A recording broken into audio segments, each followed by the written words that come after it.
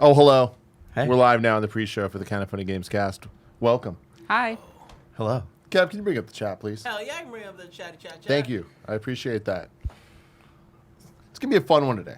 I can feel it. Fran is joining us. We got Kat Bailey as well. Hello, everybody. As always. Barrett here, though, for the pre-show, just a little bit. Yo, what's up? Why are you here? Why am I here? Because Fram's fucking late. Yeah. He just came in. I think he's being That let might up be in. him. We don't even know that it's him. Yeah. Could be It's a packaged it's a with rape. 50-50 chance. Anyway, I'm here to talk about last week we pre-recorded a segment that you'll throw to in the regular show. But I've been playing a little bit of that Outer Worlds. I'm really, really digging it. It gives me the kind of not classic Fallout, like not Fallout 1, 2 vibes, but it brings me back to Fallout 3, Fallout New Vegas, and for good and bad reasons. Bad being the UI.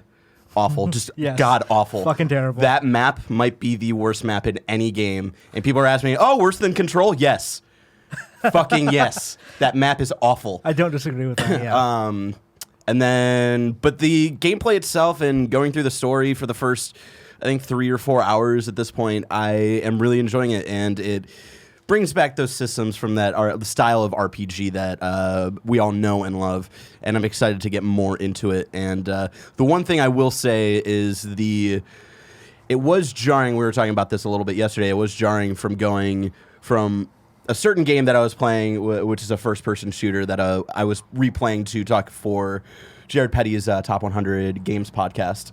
Going from that, which is a shooter, to this, where it's like, oh, things aren't as tight as I want them to be.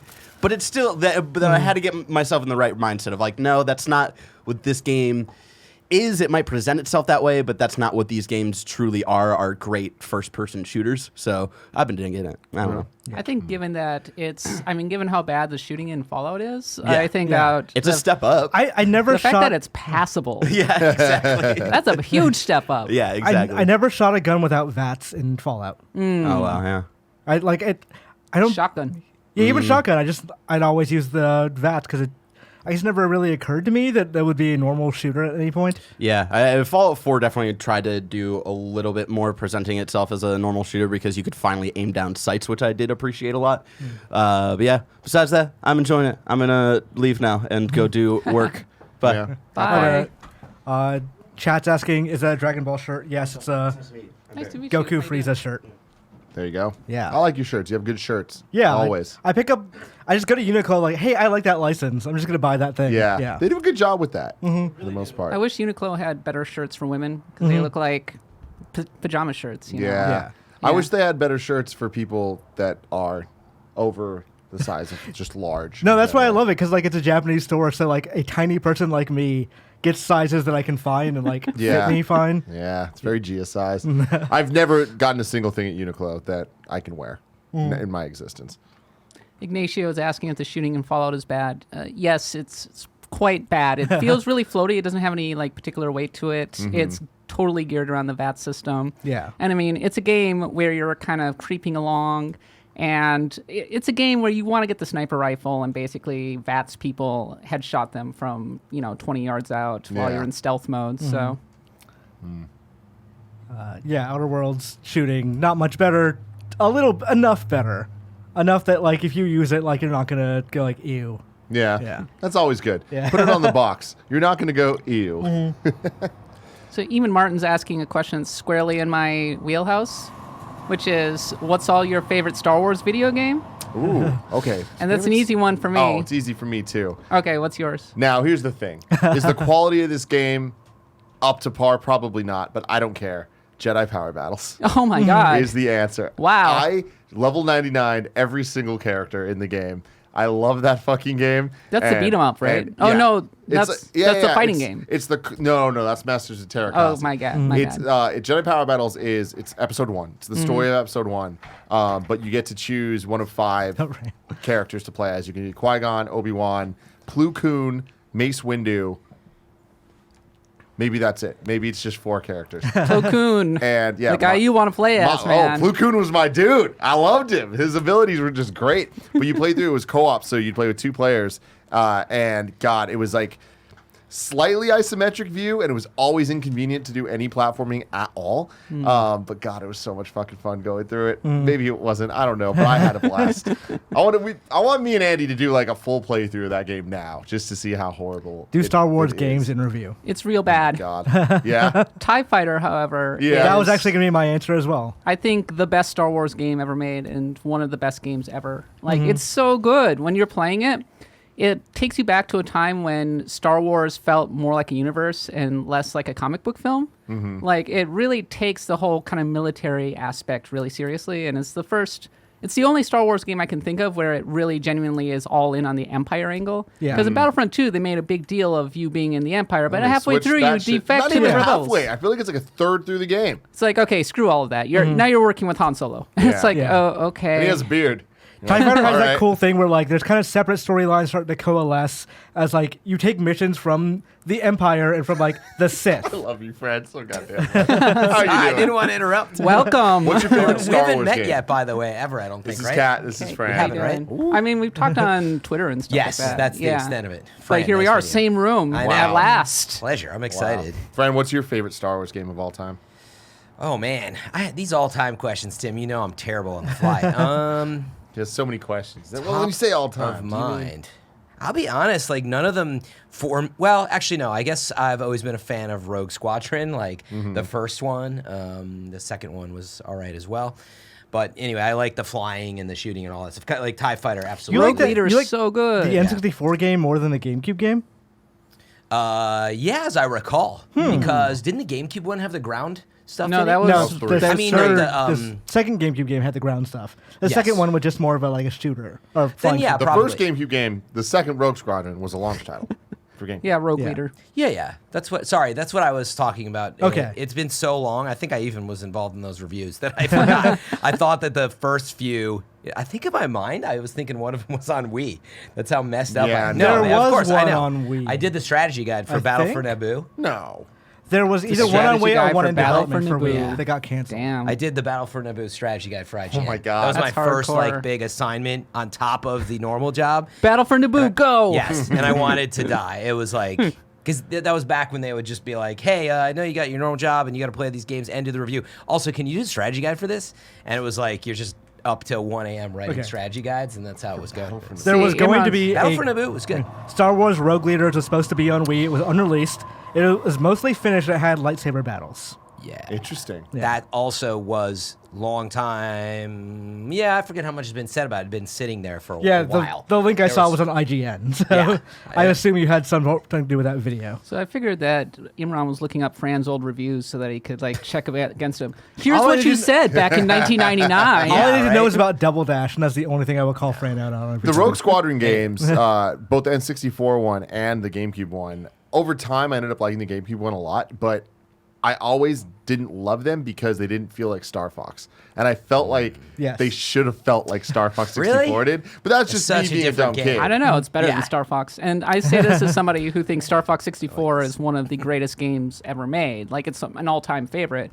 But Rogue Leader, first of all, it looks good today. Yeah. It was an incredible technical showcase on the GameCube. Everybody's GameCube like, games have that yeah. something about them. Like the look, that when the art styles are done right, they just are Yeah. timeless. It's the best 480p trench. at launch. It has the best trench run out of any of the Star and Wars it's- games. doesn't Actually, it that's right. start It with is that? Rogue Leader, I Isn't that Yeah. the first level? That's The first level. You're Is fighting on the fucking Death trench Star. run. Yeah, like I always It's that amazing. I loved, They- but I just remember I wished it felt more like honestly linear. like yeah, you wanted that linear arcade game instead of the. I mean, it was one of the more challenging things to do is turning around in that game. There was ways to do it, but it always felt. I always described it as felt like it was on the end of a stick. It still worked really well, but your ship always felt like it was on the end of this like stick, which I think for people was just like there's something See, about that's why it. TIE Fighter was the best. yeah, I remember being. I never got into the PC games just because Oh. I'm a baby. Actually, and am I crazy, or was the very first one of the first big Star Wars arcade games? Wasn't it really cool? I don't remember You exactly. mean the but one it- in like 1980 with the trench run? No, There was not the that Trench one. Run. What, Are you talking about the Star Wars first, Trilogy? like it was a Sega one in either the late '90s or early 2000s. Star Wars Oh, the Trilogy. Star Wars trilogy. That must have been it. Where Yeah. you had the Yes. joystick, which would function as either you're controlling the ship, And there was a or your lightsaber battle. Yes, and I may have forgotten, but wasn't it really cool? It was fucking awesome. Yes. alright. Okay. Yeah, but again, that was one of those kind of like gimmicky arcade games. It's like Absolutely. back then it was 4 quarters, which was like insane. It's like Yeah, you get yeah. to sit in like a whole Yeah. thing and play Star Wars. But the best Star Wars arcade game, Episode 1, Racer Baby, where you get on the thing and you actually control it It's like a this. full-on Pod pod So racer. cool. And Now, also this Episode is 1 pod Racer. racing. Yes, this is pod racing. I love it, man. Have you seen those Star Wars pods that are like at movie theater arcades now? Galaxy, whatever the hell. Kev, did you do that? Because I remember we went to play. I don't think we ever did it. They have it at the Centuries 20, right? Yeah. Yeah. They're Looks neat. I cool. just never get them to work. Like I can't. I guess nobody really. If you own a movie theater, you don't care if your arcade machines actually work, Yeah. as long as they're there. Did anyone pick KOTOR as their favorite? Or I mean, KOTOR, I think, is maybe one of the best, one of Yeah. the 2 best. But TIE Fighter is always first exactly. to my heart. Yeah. And I think now that Nobody you said loved it, that Rogue Bounty Leader Hunter game? probably for me. But KOTOR was awesome except for the frame What now? rate and the Bounty buttons. Hunter? Well, Star Wars Bounty Hunter, yeah. Really, See, really Republic enjoy that Commando is an underrated one. Yeah. Yeah, I feel like there's absolutely. a lot of underrated ones in the like. The, like PS2 mid-aughts. Yeah, exactly. Yeah, and, Hunter's underrated. What? and Bounty Hunter. honestly, as much The Django Fett game. flack Yeah. as people like to give EA, I liked the campaign for Battlefront 2. Like it was, it was fun. good. It was all right. You know, it was good. I like the first like Noises. Did you give it a couple chance? of hours. I beat it. You did. Okay. Yeah, It's no. fine. What was the problem with it? The I Starfighter, the but story mainly. Oh, Yeah. see, yeah, I mean, it's Star I Wars. also it had a couldn't- story. I couldn't. Sorry, I just don't take it that seriously. Like, I'm not I giving you mean, any shade. they I'm just like, should. They should. it's They not like did, it had actually. midichlorians in it. I mean, it was the best part It of that wasn't that entire bad. game. Yeah. The campaign. Oh, and- that and the Starfighter battles. Those were the best things since Rogue Leader. Yeah. Yeah. And there's a lot of good elements to the game. I don't want to take away from it. Yeah, I but- mean, it surprised me that it was like just sort of solid. It was a predictable action adventure with the Star Wars wrapper on it, but the graphics and everything, it was good. The graphics are amazing. And the powers felt pretty good. See, Nanobiologist, Lego Star Wars, the original game. I 100%ed that game. Yeah. It was That's real a good good. call, It Lego made me Star like Wars. the prequels. Dude. 'Cause Video they games they make were the hilarious. prequels tolerable. Yeah, it was hilarious. I mean, just having them mime out everything from the prequels, amazing. Based on Tim and Greg's impression of Jedi Fallen Order. Fallen Order, Yeah. I was. She played I was as well? Fallen you did Order too. is so good. Yeah, My God, I love it. I was about to just say, I'm pretty sure that's my favorite one. Yeah. Based Oh, on how everybody's talking about that it. is going to be what I really hope Battlefront 2 campaign should have been. so. Oh, yeah. For sure. 100%. Even if the main character is a little bit of a dork. You know, 3 Yeah. years 3 years later. But it's, Fun, though. I'm holding out hope that it's going to end up being great at the The end. main characters are always dorks. It's the side characters, the secondary characters are always the most interesting. Yeah, Luke is not a cool guy by no, any means. he's a dork. yeah. I brought up a theory though that maybe there's a twist about that main character. I know nothing about the game, but I was what's your like, theory? what if they? It's 'cause the pilot.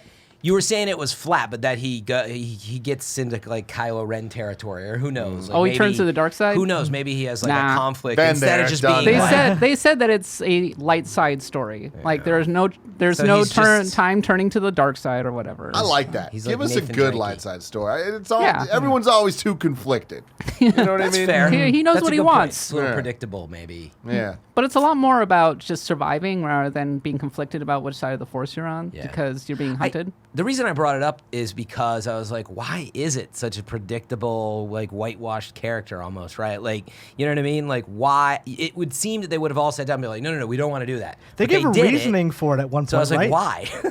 Like, why would they do it? They were again? like, oh god, I can't remember, but someone asked them like, hey, why is it just a normal like white Jedi guy? yeah. And they're like, God, what was it? Do you remember, Kat? Their answer? No idea. There was something like, we didn't want to take a risk by making a woman character or something like that. Ooh. Okay. Oh, well, I hope that wasn't their I want to answer. look that up. I want to find that. Talk amongst I feel like yourselves. that quote would. I mean, yeah, that would have made its rounds. But I Whatever don't the care if quote it's a was, white it did dude. make He's just the kind of a rounds. dork. yeah, it wasn't even just about being white, but like meaning we've had so many of that sort of. Meaning, in my mind's eye, if I could draw, and I was an artist, I would draw that character as like my guess. And you'd think they would just stay away from that, but Of course, this came from Game Informer, so I probably should have remembered it better. But they said the reasoning is Rey was already a thing for Star Wars, so it made sense Oh. for us to just have a male protagonist. gotcha. They didn't want to like stomp on that. I mean, Rey was already a thing, but Anakin wasn't, and Obi-Wan wasn't. I'm not sure that Luke makes sense wasn't. though, because then for all Star Wars games for the last 2 decades, they Yeah. would have had to avoid male white characters. I mean, See, is that I want to work on one of these games because then I have ultimate power. Because then I can bring anything I want back into the canon. So I am just gonna look at the expanded universe and just go, bring me the wildest stuff, like right here. just tape it back? Give me the together? dark saber. Yep. Bring The it all design back doc in. just starts with "Where's Watto?" Where's Watto? We need to know. I was told that Watto is dead in canon now. What? Is he? Someone brought that up. I think it was Is he Kevin. frozen in carbonite like And Jar I Jar? want to know. I want to know how it happened. Someone in chat was saying when we were talking about it that he had been killed by Darth Vader, but I'll look into it. But it turned out he was a Jedi. He and was then killed floats by over, Vader? he's like, Hold on, no. And he's just like, But Vader won't go to Tatooine. Yeah, one, he hates sand. Two, I don't like the that idea of true? like Star Wars being about like Is five that people. true? that Vader hates sand. No, Yes, that he Fran? won't go to Tatooine. Why am I That's supposed to know why this? in the original A Star New- Wars Episode 2, Attack of the Clones, when there's an entire 10-minute scene based on how much he hates sand. I honestly, that definitely was not the most memorable. Oh, The reason- Isn't that the one where they're unfortunately it rolling was. around in the hay, like Yeah, And in in love? the and following scene, See, I think after that, it was all like, what just it's him- happened? he's like, I just hate sand. So Kebabs is It's so saying that coarse, the it dark gets saber everywhere. is canon. I'm referring to the super weapon from the novels, unless it is you're a the Star one that's Wars built by the expert. Hutts. Not talking about the lightsaber or whatever. That's also a dark So saber. on Wikipedia it says in the non-canonical Star Wars comic book Visionaries, Watto is shown to be killed by Darth Maul. So that may be what people are thinking, and they totally screwed it Maul up. kills him. The other one. Oh. The other one, great. Ignacio Rojas actually brings up a very important point. Watto's a horse now. We all know that. That's canon. That is true. What? For any, I'm sure Here's that was the- here's also the a thing. big scene in So, episode 2 that I'm I gonna missed. I'm gonna drop some knowledge on you, Fran. You already this did. Is something you might More not than I know. can handle, clearly. All right. You know how Greg's Watto impression? No, I Do you- don't. What? No. Really? I missed that episode as well. Content, dude. He I mean, does it's it all just the time. it's Well, kind of just been an ongoing thing You forever. produce most of it, right, Kevin? I direct most of it. Yeah, I see. Anyway, Greg does this thing where he goes, Annie, Yeah. you used to be a small boy, and like I haven't heard it. Greg goes fucking crazy with it. And he's been doing this for years now. It's never been good, but it all stems from back at IGN. We did an unboxing. It was me and him. We did an unboxing of Lego used to just send us a bunch of Legos. Oh, yeah. And so we'd unbox it, show it off, whatever. And they sent this set that had, it was a giant what are the things they added to the CG? The dewbacks. So they added the CG Yes. on Tatooine. You know what I'm talking What about? are these Yeah, things? Just like big ass freaking hippo looking. Hippo, I was thing, going to right? say hippos. Okay. Whatever. It That was type what of thing. For once, it was what I thought. And in Greg Star was Wars. just playing with these damn toys, and he's just like, And he's- oh, Tim, I'm Watto. Oh, I like do this whole thing. I'm like, that's not Watto. What do you do? He's like, they turned me into a horse. Oh. And like he went on and he did the Greg Miller wheeze laugh, where like where he he can't stop himself. I'm, I'm like, I don't know what you're laughing at, but like he He's just went off and laughing off. at himself. And it was a piece of content that never made it live. Like it was edited and it never went live on IGN. Yet Greg referenced it for years in so many pieces of content across Kind of Funny, and like we would constantly like talk about it. I feel like I've heard it now. But no one has seen this fucking video. Yeah. We have it somewhere. The I actual built the original Legos. unboxing? But yeah, the unboxing's not up. Oh, it never went up. It never went up. Why? I don't Did know. I see a screener of it? or something? Probably. I don't know. Like, all right, Oh my guys, god! let's do a Fran, serious do one. you remember that? You kept giving me shit about how I was building the Legos. Seriously? Yeah. Do you not remember this? No. I was like, so they needed the transition. They would open everything up, right? Yeah. And then they would be like, all right, well, like, let's look at it after it's built. And then Right. they would cut to it. And so, like, they would leave it with me overnight, and I would do it. And you kept walking over, giving me shit for not pre-separating my pieces. And I was like, Fran, searching for the piece is one of my favorite things. This does sound very familiar to me now. Anyway, Yeah. my favorite thing about this is there are people like Ignacio that are aware that Watto is a horse from I this get it video now. that they've never seen. But you have it somewhere, you think? Like, I'm sure I do. I have just anything like on an from old my drive. gen. Yeah. Yeah. So All my stuff is gone. I don't know we'll where it's see. at. Oh, Star Wars. There's nothing quite like Star Wars, you know? No. It's magical. That's why everybody still loves it after 30 years. Yeah. What'd the trailer do for you? I haven't watched it because I'm trying to spoilers. stay away from. Fresh. I just want to. I'm sure that I'm going to see the trailer at some point because I will go to a movie and it will play and I'll go, okay. Yeah. But otherwise, I like to kind of go in not really knowing what to expect. Yeah. So I really I mean, respect I got that. tickets already. I don't need to see another trailer. If you do that, if you somehow manage to watch the movie without seeing this trailer, I highly advise, after seeing the movie, go back and watch this trailer. Because it's just such a beautifully made trailer to just make you fucking celebrate Star Wars. That I feel like that will still be true after the movie's release. I like that everybody's talking about it like it's the end of Star Wars. I know. That's exactly what they Well, it's 'cause nailed. they're trying. Yeah. That's their marketing. I mean, it's the point, end yeah. of this It's particular the end saga. of this saga. Exactly. Yeah. But honestly, like, I really like Star Wars, but what you're sharing with me right now, this is how I was with Lord of the Rings. I was like, I don't want to see it. I'd be plugging my ears in the theater because, like, Two Towers trailers up, and people are like, what is your problem, And, like, I just want to go in fresh. I already know I want to see it. But with Star Wars, I've come There's not to a be... book it's based on. Well, no, I've just become, like, a little more open to, like, I'll watch the trailer, right? But what I can say is this one, and meaning they kind of roll off my skin. I'm like, that was a cool trailer. But this one totally got me of, like, the 30-some years it's been around. I really felt like I was like, oh, man. Like, this is my life. It's coming to an end. Not my life, but the story. It's over. But it really I'm dying felt, after this. No, but it sort of, it really nails well, that. there's nothing more to live for. Star Wars is over. I mean, maybe you might have just, I'm like, Fran this- shot first. what's coming next? Because now that this is gone. Now we'll see. what? We'll see. We'll see. You know All what? right. The answer to that probably is more Star Wars eventually. Well, we know that, but I Sooner mean, than later. what will that be? What's you going to know? happen with Might as well Boba put- Fett? might as Find well out on put- Disney Plus. Yeah. Put Thorn in at Obi-Wan, this point. dude. Let's go. All right, Kev, you ready? Born ready, bruh. All right. So, Fran, just so you're aware of this, I'm going to toss yeah. to a couple things because we pre-recorded that Outer Worlds bit last week. Yep.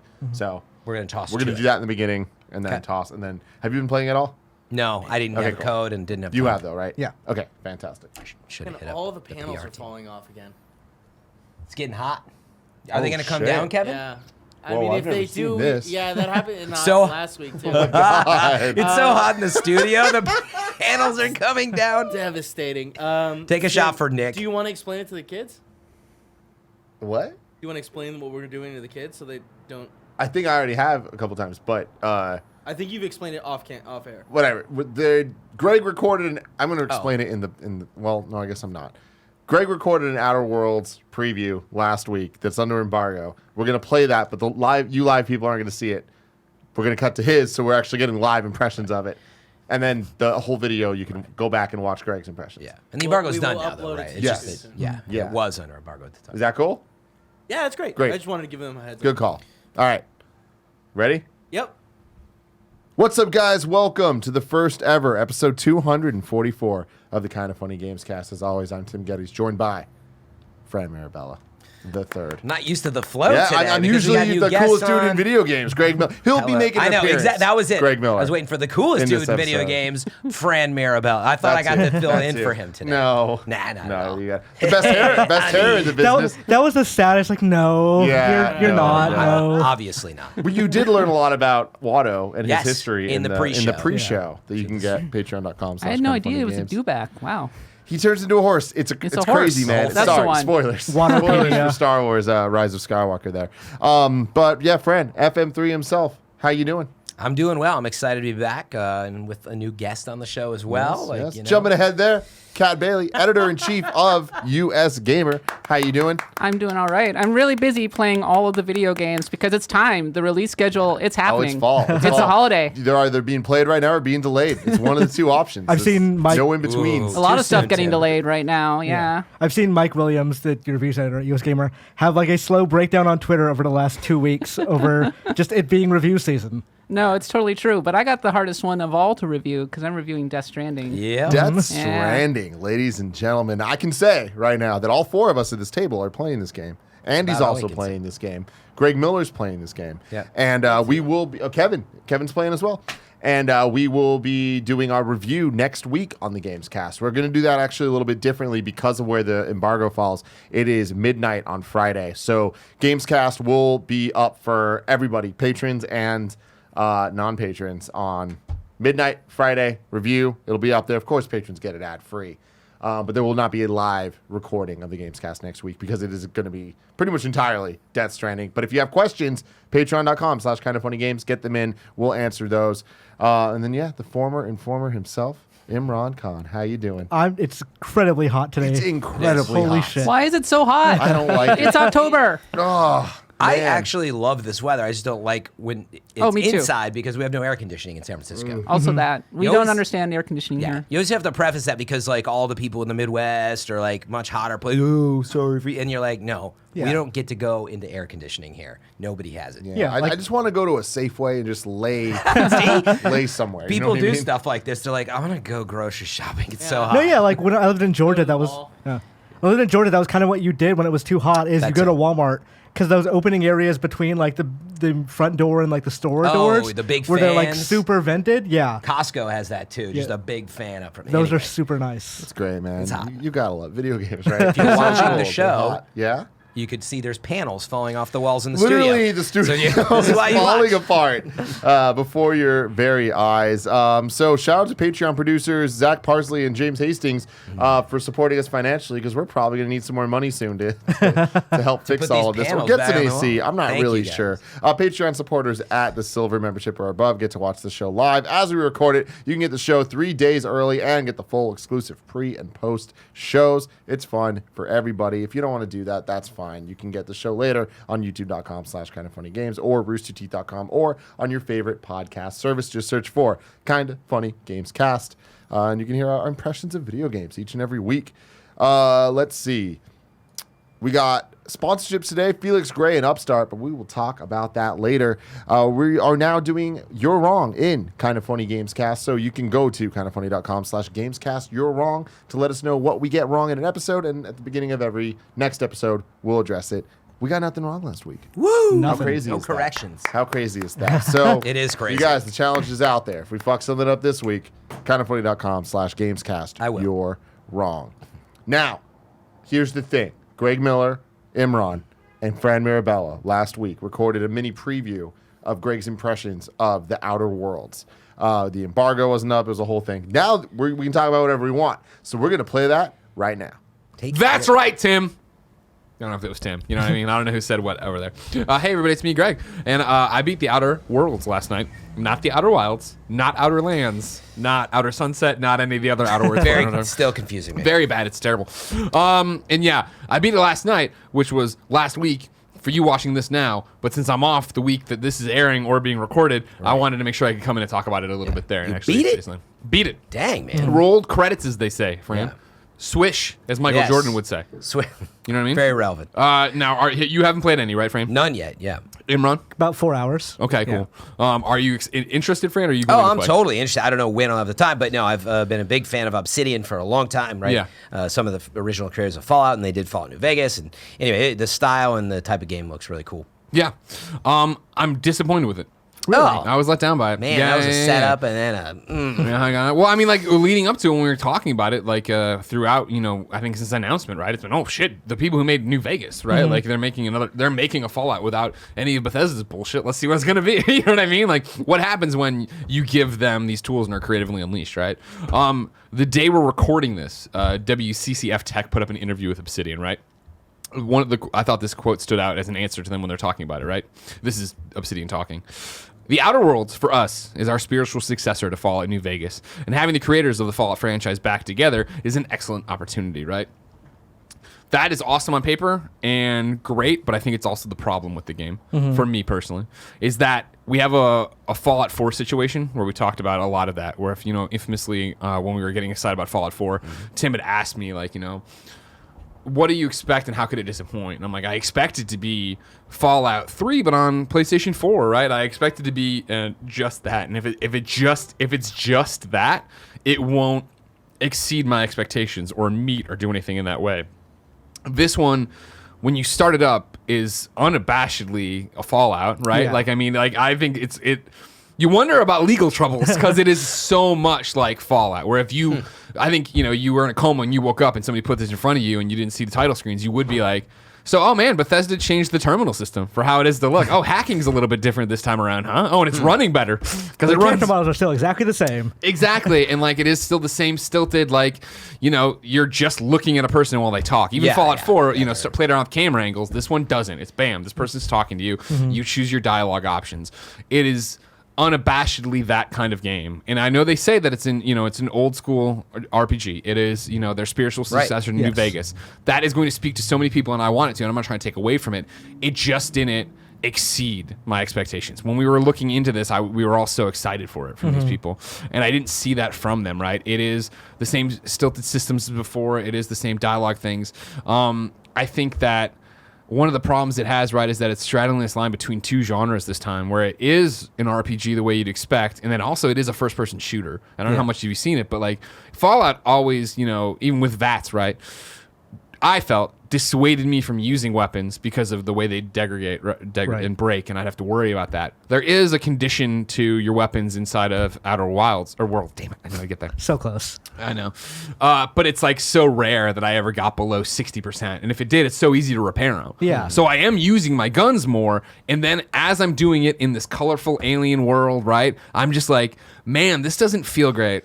And this isn't that much fun to engage in this combat. Why am I not playing Borderlands? Combat feels like an obstacle, like not a fun thing. Like if I were playing in a game with better combat theoretically, when I go sneak into an area and I have to go kill the guards, I don't have a choice. I would figure out a good way to do that. For me, it's like I'm going to save. I'm going to try this thing. I'm just going to hit him with a sword a couple of times, and like if it works out, then great. If it doesn't work out, I'm going to reload, which is also kind of a pain in the ass. Totally, and that's another thing where I'm talking about, right?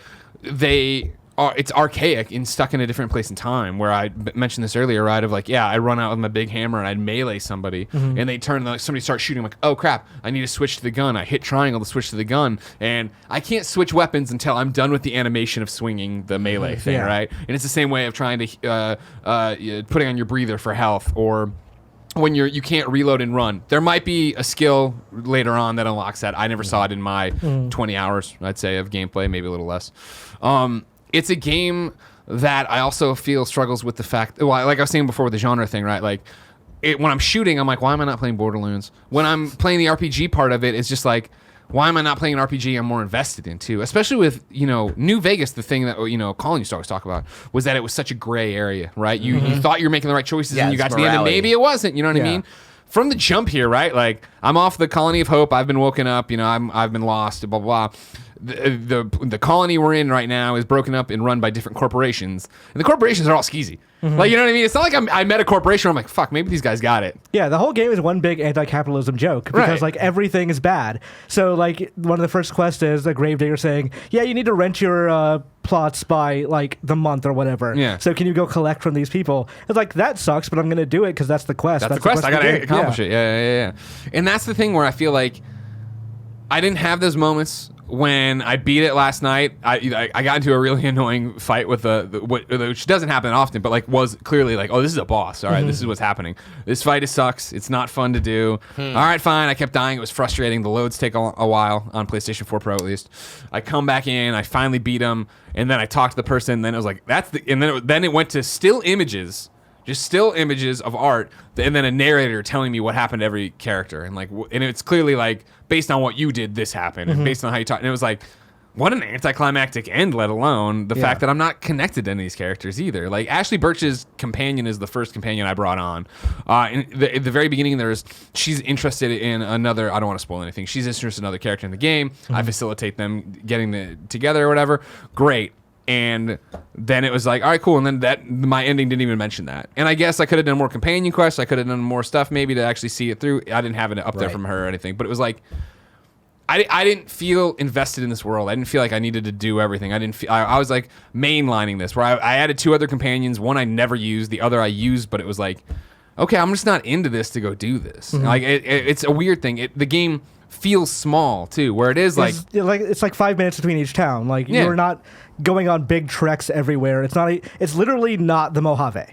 Like if you're looking to like, oh, I want to go get lost in the desert and find my way to a town and, figure my way around the world that way, there's no way around the world. It's not an open world game. Yeah, you don't have that. You never have the Fallout 3 coming out of the vault moment of like, I can go anywhere. Yeah. I can go, and you can. I can go down this path or that path. And it's that thing, when you go down them, you'll find homes that are boarded up, right? And then if you find one that's open, it's like, you can go in there, but a quest will eventually bring you back there. Yeah. It's not like I was finding things that were buried off there. Now, granted, I need to be clear too of like, I didn't play this the way I play Fallout because it didn't feel the way Fallouts feel. So maybe there are those stories and those beats hidden in the world, but from the very first few towns when it feel like I wasn't getting that out of it, I stopped playing the game like that. Yeah. Well, I'm like, if that's not going to be there, why would I try to turn over every rock? I will say the story is very modable. So, like, early on in the game, you're like, go talk to the mayor. He's going to send you on a quest to do something else and all that stuff. Yeah. And all you need is just, like, a thing he has.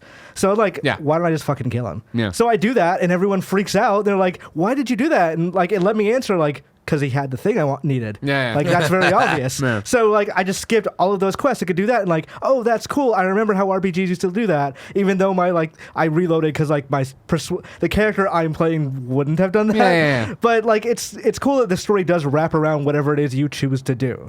And that's the thing is, I do think, granted, I've only beaten it once, right? I think the review email about this talks about, like, this is a game meant to be played multiple times. Right. I didn't enjoy it enough to where I want to turn it back on. It's honestly one of those things. If it hadn't been like, if I didn't want to review it, I probably would have stopped playing it because it was just like, oh, there's better first-person shooters and there's better RPGs for me to get out there and play. It's not bad. I know I'm being very negative right now. I'm not saying it's bad. It did not meet expectations, and I don't think it's doing anything special. Right. It's trying to be a better Fallout. It's trying to be a better first-person shooter.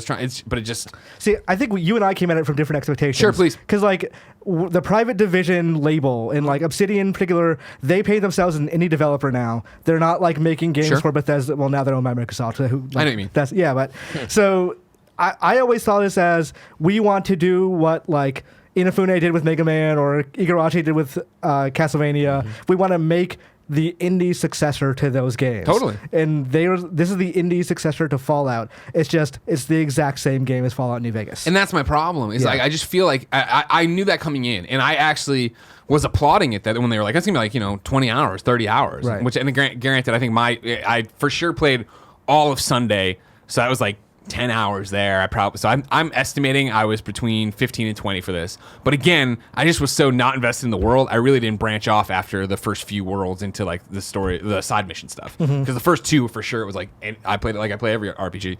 Any side mission that pops up, I'm going to go do. Right. But then when I was just like, wow, I just don't feel the impact of doing this, I didn't. At a certain point, like, you can tell they wrote a few too many quests because there are quests that are like, okay, go do this thing, and now talking to this guy leads to a different quest, and you have different choices of who you turn this into. Yeah. And, like, it presents some degree of moral quandary.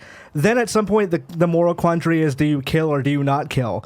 And that's not much of a moral quandary because there's no real benefit to doing either. Yeah. And then it just gets less and less options. It is go here, do the thing, do that, like deliver it. So it's, and again, I think it is black and white of usually what is right and wrong. Like, cause it'll be like there was one quest early on, right? And I think it's from the preview thing, so I'm not ruining anything. But it was like, who do you want to give the power to, right? Like, who's the literal power? Who do you want to switch the power to or cut people off from power? And it was like I was going to go one way, and then my companion Ashley Birch was like, "Hey, just so you know," and she said something, and I was like, oh, well, clearly that's the right answer. That's the good guy option. I did the good guy thing. Right. And I feel the game is in this weird space storyline-wise where the corporations owning everything could be so comical and so, like, zany, you know what I mean? But it never gets onto this... It never goes all the way up to comedy, but then it also never comes all the way back down to drama. Right. So it's in this weird middling area where I thought trailers made the game look so fun, and I don't mean just gameplay wise, but like the woman doing finger Very guns and like lighthearted and like I was like, oh, cool, it's gonna be the world where maybe I do want to explore and I do want to do the shooting and explain go through the different options and stuff and engage in a different way. But once I got in there and like I was just playing, it was like, well, no, like you don't do either well, so I don't feel the need to actually do this. It's this is the good option. I as usual have just fallen into being a good guy in this game. Like, why would I ever go the other way? Why would I do these weird things? Yeah, it feels like a very small microcosm of what New Vegas was. Yeah. That said, I think if you really enjoyed New Vegas and you were specifically looking for more of that game, this is that. You will enjoy playing this. It's just not anywhere near the same scale, or like it's not a game made by a AAA publisher. I get that, and I feel that. I just... with it being so small, I expected it to be tighter. Yeah, I expected it to be, agree. hey, we're going to give you a main storyline with such interesting characters on the side that you're going to be fucking engaged. You're going to love these people. You're going to hate these people. You're going to have really strong emotions and feelings about everybody. And I really didn't have that. Because even like the scientist who saves you in the very beginning of the game, first cutscene, The right? Doc Brown. And eventually, like, there's an option to sell him out or whatever early on. And I was like, I don't know, should I do it? Like, it doesn't seem like what I would do. Why would I do that? But it's also like, why am I protecting? And it's like, all right, you know what? No, I'll just keep going. Don't worry about it. Like, even a couple hours in, I still have no real sense of who my character is beyond who I've decided they're going to be. Right. So, like, I'm playing just like a persuasive, gunner. Yeah. Like a Han Solo type. Yeah. But it's not really, like, I don't feel like I'm able to express that. I just go down all the dialogue choices until it, like, puts me at one, like, oh, I definitely don't want to do that because that's me being an asshole. Yeah, of course. But other than that, it's, like... I don't feel like I'm making a mark of who my personality is. Yeah, yeah. Which that's disappointing because like the writing should be keeping up. That said, I did laugh really hard when I saw a bunch of bananas. It's just called bunch of nanners, and I don't know why that made me laugh like for like a minute. But I was just like, this is really hilarious. 10 out of 10. Yeah, bunch of nanners.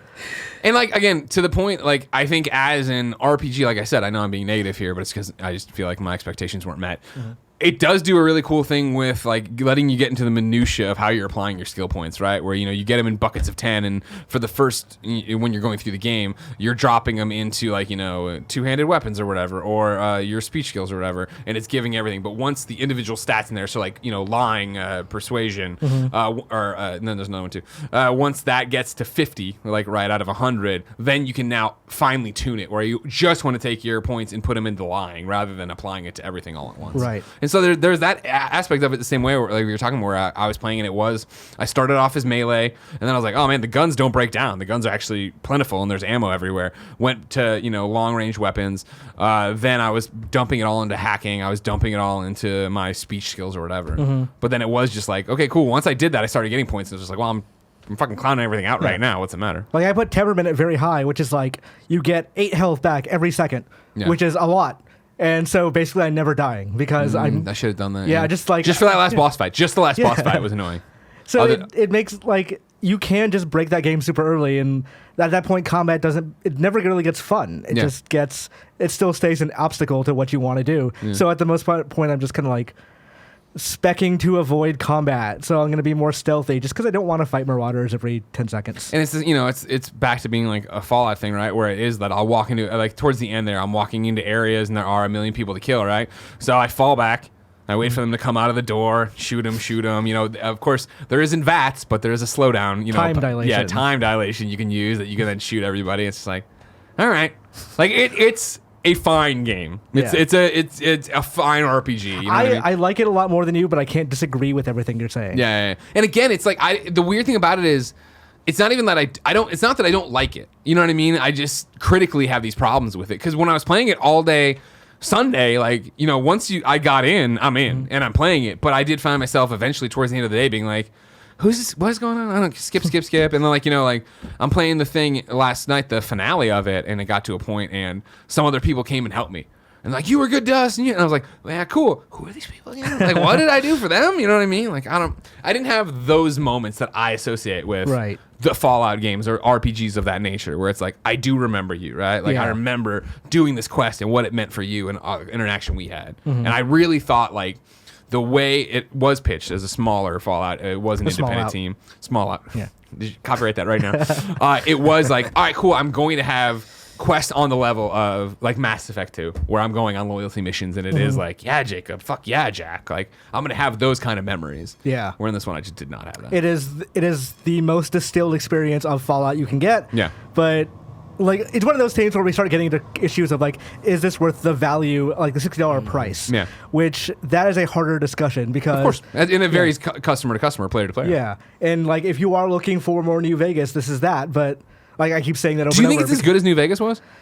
New Vegas and I'm a Fallout person, did not click with me. So I've tried in multiple times to start it, and I've never gotten that far. New Vegas had much better character writing. Yeah. I mean, granted, I'm not all the way through this, so it's like it's comparing a of course, old experience when there were fewer Fallout games in general. Yeah. To now when there's more types of those type of games, more Obsidian games, other better written RPGs as well. Yeah.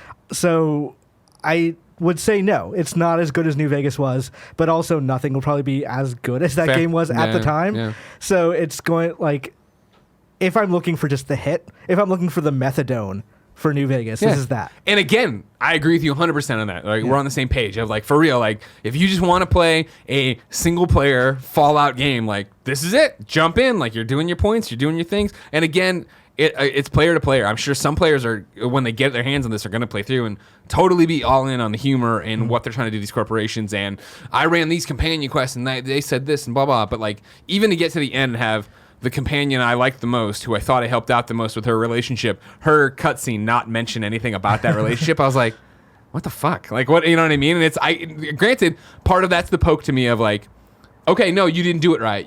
There was more to do with her. There was more things to go do, but I'm not motivated to go do that. You know what I mean? When I saw the companions I didn't pick up, I was like, all right. I will say also, this is a very janky ass game. Yeah? Like, What are you playing on? So it's PS4. just like New Vegas. Okay.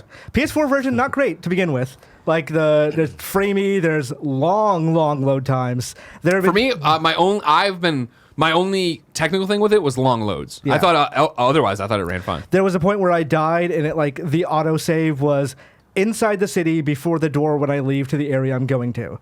So like I had to load into the city, then hit square, load the door.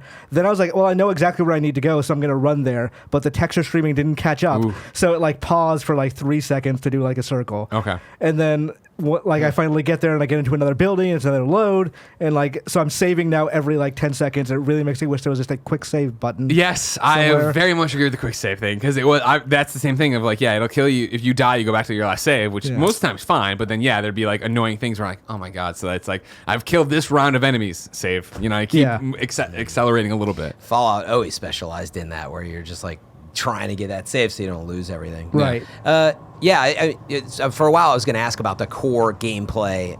It seems like you answered a lot of that. So there are a lot of, in other words, Obsidian is very known both for the character stuff, but also the pen and paper, Dungeons and Dragons style, like turn-based. Did it have more of that hardcore feel of sinking points into stuff? And there's, Sinking points, sure, because even with like me that, you putting, felt like it was unique and impactful on how you play. I mean, You know what I mean? No, but I was like, Maybe that's the problem. From the jump, I knew I wanted to do hacking. I knew I wanted to do speech skills. So I'd been applying so much that it wasn't until really end game stuff where like, and I'm talking about like the final couple missions where I'd be like, oh man, this like the boss, literally like the boss standing on their side. He's cleaning our clocks because of his annoying ads that come out.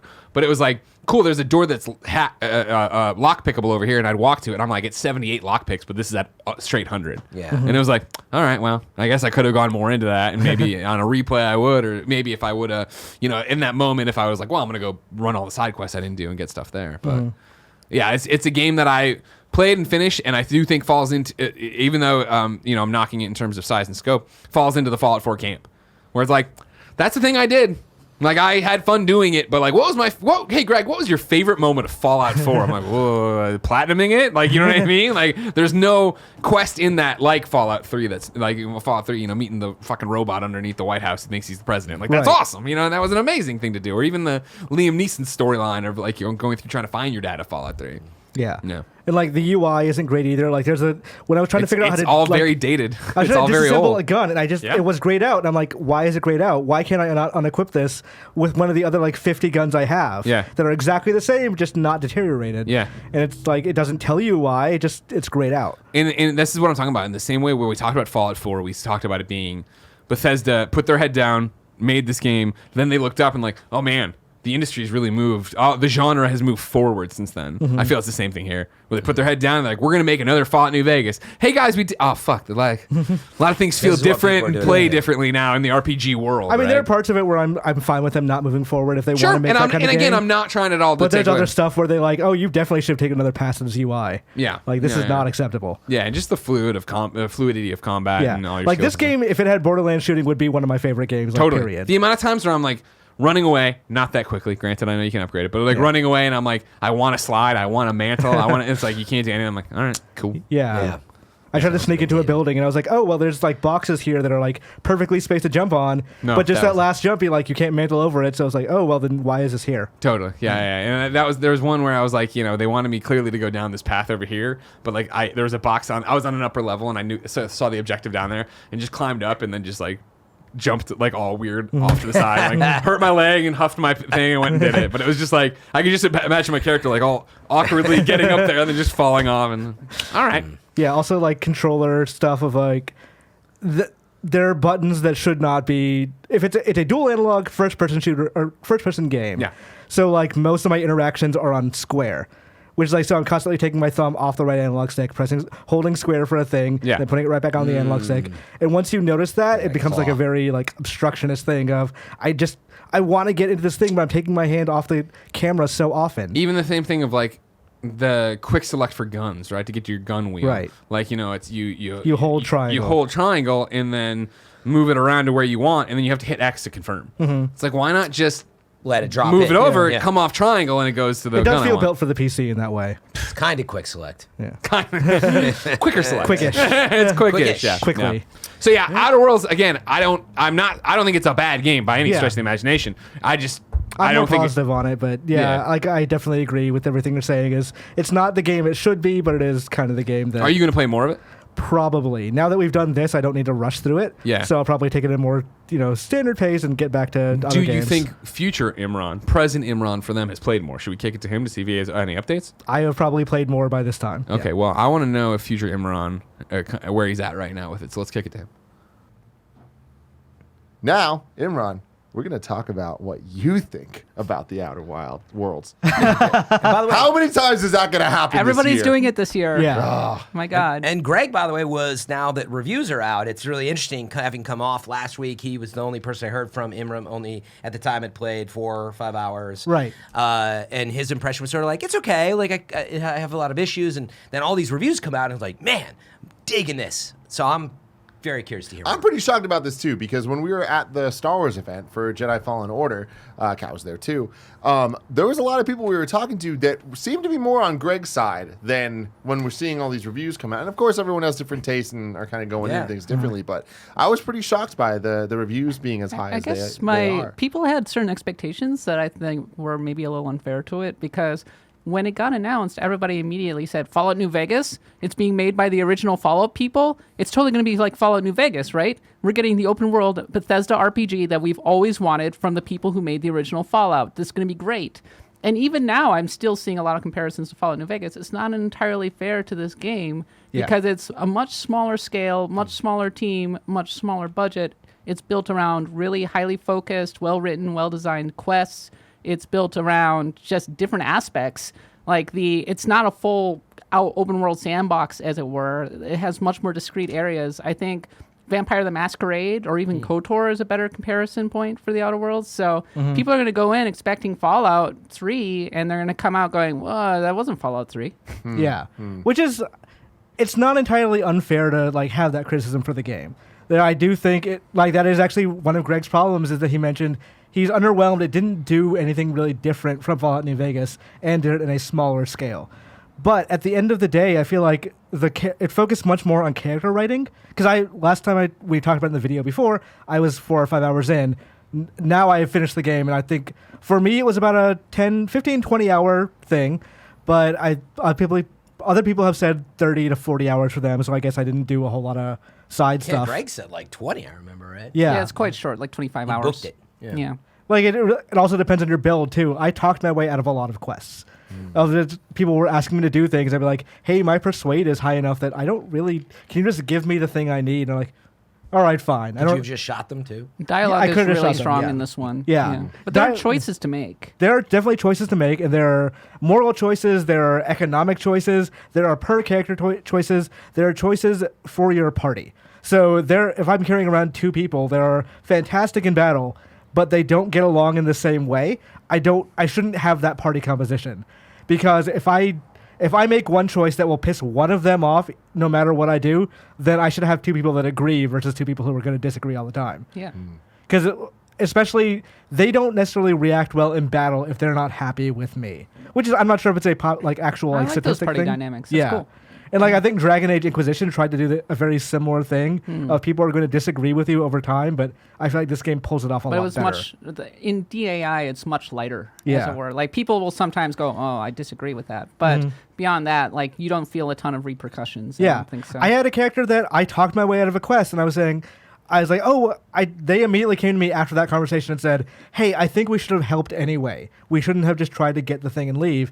And my thing was like, okay, and then I immediately change them out for someone else because I don't need that shit. Fuck this guy. Yeah. Wow, really? See, I want all like of my you. companions to like me. But I'm not gonna. If I'm gonna talk my way out of quests. I don't need somebody who disagrees with the idea of talking out of quests. Okay. You're not. You're coming with a charming person. Like my build is charming, persuasive. If they're You're shady, man. Yeah. I love it. I mean, I'm not a fighter in that game. Like, to the point where I made a build that made it so enemies get intimidated by my existence. So if I come up to them, they start cowering, and then I beat them up while they're cowering. So did you do that for that feeling of power, or did you do it because you don't like the battle mechanics? That, mostly. The latter. Is that the battle mechanics don't control well. Interesting. You don't think so? No. I think it's fine. They are fine. I think, what did I play? I played Doom 2016 right before this. Okay. Yeah, so See, that- if you're comparing it to a pure polished- shooter, I'm not- that's one of the best. I'm like, not intentionally comparing it, but like when I was playing it, I was like, oh god, this feels so slow. How Okay. much shooting is there Depends if on you how much you play play it, call it, play it in... If you so play it you've as a avoided- warrior, yeah. Yeah. You could go and kill everybody. Yeah. Yeah, one of the big points of this game, and that kind of separates it from maybe the Bethesda games and makes it like the Fallout New Vegas, is that theoretically you can just kill everybody you meet. Yeah. And you can still finish the game. It's going to be a much shorter game. You're Yeah. not going to get nearly as many quests, but you can do that. Which You is could wipe out cool. an entire town, and like Yeah. you'll lose what do you call it, alliances with the corporations, but for the most, like you'd still get everything you need from it. But like as an example, opening 40 minutes, right? Like I'm sure there's a opening cutscene, some talk, some tutorial. How soon do you get to shooting, and then how much of that is there in that it's like 40 right away. minutes? Yeah. Oh, it's like really? 10 Yeah. minutes, Oh. if not. And under it's that. first person shooting, Yeah. controls, all. Yeah, so I played the preview demo at an event, and the opening scene has you on a planet, and there are hostile aliens that you're fighting just immediately. Yep. Yeah, the studio's falling apart. Don't worry, as long as it doesn't, nothing will fall on our head. Right? Nah. God damn it. Hey, seriously, it's like don't worry about it. It's Thanks, Fran. I'm not worried about it Imran. anymore. Can you persuade that to go back into its position? Not even I could persuade that. No. So, I mean, the reason I ask is because I mean I do think it is part expectation, but it is a valid concern whether you had. You know, whether you're playing Borderlands or Doom or not, I mean, it is first-person shooting battle until you, upgrade to the point you can do, slow down time? you can do that from make day it one easier? or from Oh, you minute can do one. that from- Yeah. So you can just how play- long you can do it takes like different. It's skill about what trees. the game is geared toward, though. This game is explicitly geared toward having good writing, good quest design, good companion interactions. And if the shooting is passable in that context and not actively detracting from it, I don't see, I'm just not going to comment on it that much. Yeah. Imran, do you feel like, so if you didn't like how the gunplay felt and all that, do you feel that making your builds the way that you wanted to play the way that you are they giving you those options readily enough that Yeah. that you feel like you're playing it a way that was designed? Yeah, there's the area Kat was talking about as the first beginning area, you are told to go meet the ship at a certain place. And between you there's marauders, which some of them you have to fight, but eventually you find a bigger group of them and you find two people who are they're traffic cops for that planet. So you find them and you say, well, I need to get on that ship. And I had the option to persuade them to, can you guys take out those marauders for me? And since I had that persuasion point, they did that. When I first played that game at Judges Week, I didn't realize they were good guys. I thought they were enemies, so I killed them first and then killed the marauders myself. Damn. But in that case, you can just wipe everybody out. Since they killed the marauders, I got on the ship. I talked to the AI and I convinced the AI that it should help me. And I walked back out the ship, and the traffic cops were like, "Well, we can't just let you take the ship, and we have to write you a ticket." And one of the options is okay, we'll kill her. And I'm like, I'm not going to do that. Or the other one is persuade. So it's like, hey, I saved one of your guys earlier. Can you just let this go? Be cool, bro. Yeah, and they're like, okay, fine. So I didn't have to lift a finger, basically, this entire time. I love this. You're just the yeah. kingpin out there. I talked my way out of everything, so I didn't have to worry about anybody, causing trouble. You do have to fight. There's no way to necessarily get around it always, but whether you kill or you can minimize stealth. it. You can stealth too. So you definitely don't have to do all that stuff. You could pickpocket and all that. That's a little hard, and because of the way saving and reloading in this game works, because when you reload for a long time. There was one point where I got myself into a bit of a sticky wicket and got myself killed. And I knew Kevin was gonna say Righto. something about It loaded me back into town, but the door outside of town, so it was a 15, 20-second load into town, then hit the door, another 15, 20-second load back out of town. Then I had to walk back into there. And because I was just rushing past everything, there was a point where the texture streaming wasn't fast enough, so it was another, 5-second buffer time while I was running away, or running through. I should say, one, I got this code for Private Division, so they sent me a preview code. Two, they sent me a PS4 code, so which is, I'm gonna guess, the worst version of the game. Really? It is. So I have a PS4 Pro. They made a big thing last week about initially the PS4 Pro doesn't support 4K. It supports 4K resolution, but not 4K textures. Yeah. Xbox, 2K, I yeah. believe. Up-resed. Right, it's Okay, the 1440p. version we reviewed was on the PC. Yeah, PC and Xbox One X are supposed to be the best versions. I wonder why.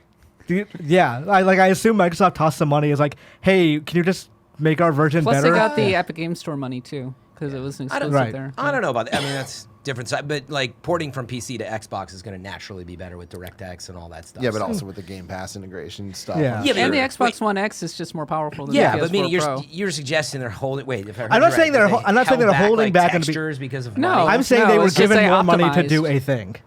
No, don't I know. think they were just able to optimize better for the PC. Smaller team, like you Yeah. said. I mean, we don't know is the answer, but just to, I mean, if I were Microsoft and this game were reviewing well, I'd be like, make sure you do everything you can to make sure so people know this is a big Xbox title. Personally, were I Microsoft. well, let's remember they probably look very similar on regular Xbox. I don't really One. think I don't associate think it with it's a any cons- console. Honestly, it's a multi-platform game. Matt but I feel Booty's like already they out there want saying to. he thinks Outer Worlds Bam. is an Xbox game, and a theoretical Outer Worlds 2 might be an Xbox exclusive. I mean, yeah, because it's Well, it would have Obsidian. To be at this point. Yeah, Yeah. but he And believes PC. Outer Worlds is an Xbox game, and considering I guess he's head of software there. Interesting. I think of it as a Nintendo Switch game because it's coming out. That then. is true. Yeah. I really wonder how that version's gonna.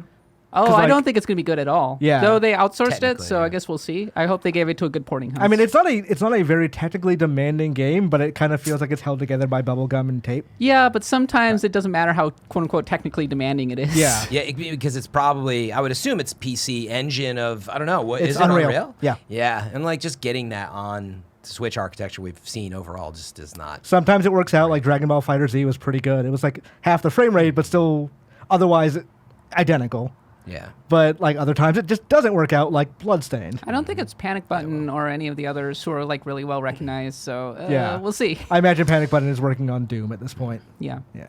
But wait, so did I get the impression right? So you're like, take it or leave it, kind of like how Greg was about the Right. game. I didn't disagree with anything Greg said. I was just more positive than him about it. Yeah, you were a little more optimistic about just a game about, I guess, making choice and how that can be fun. Right.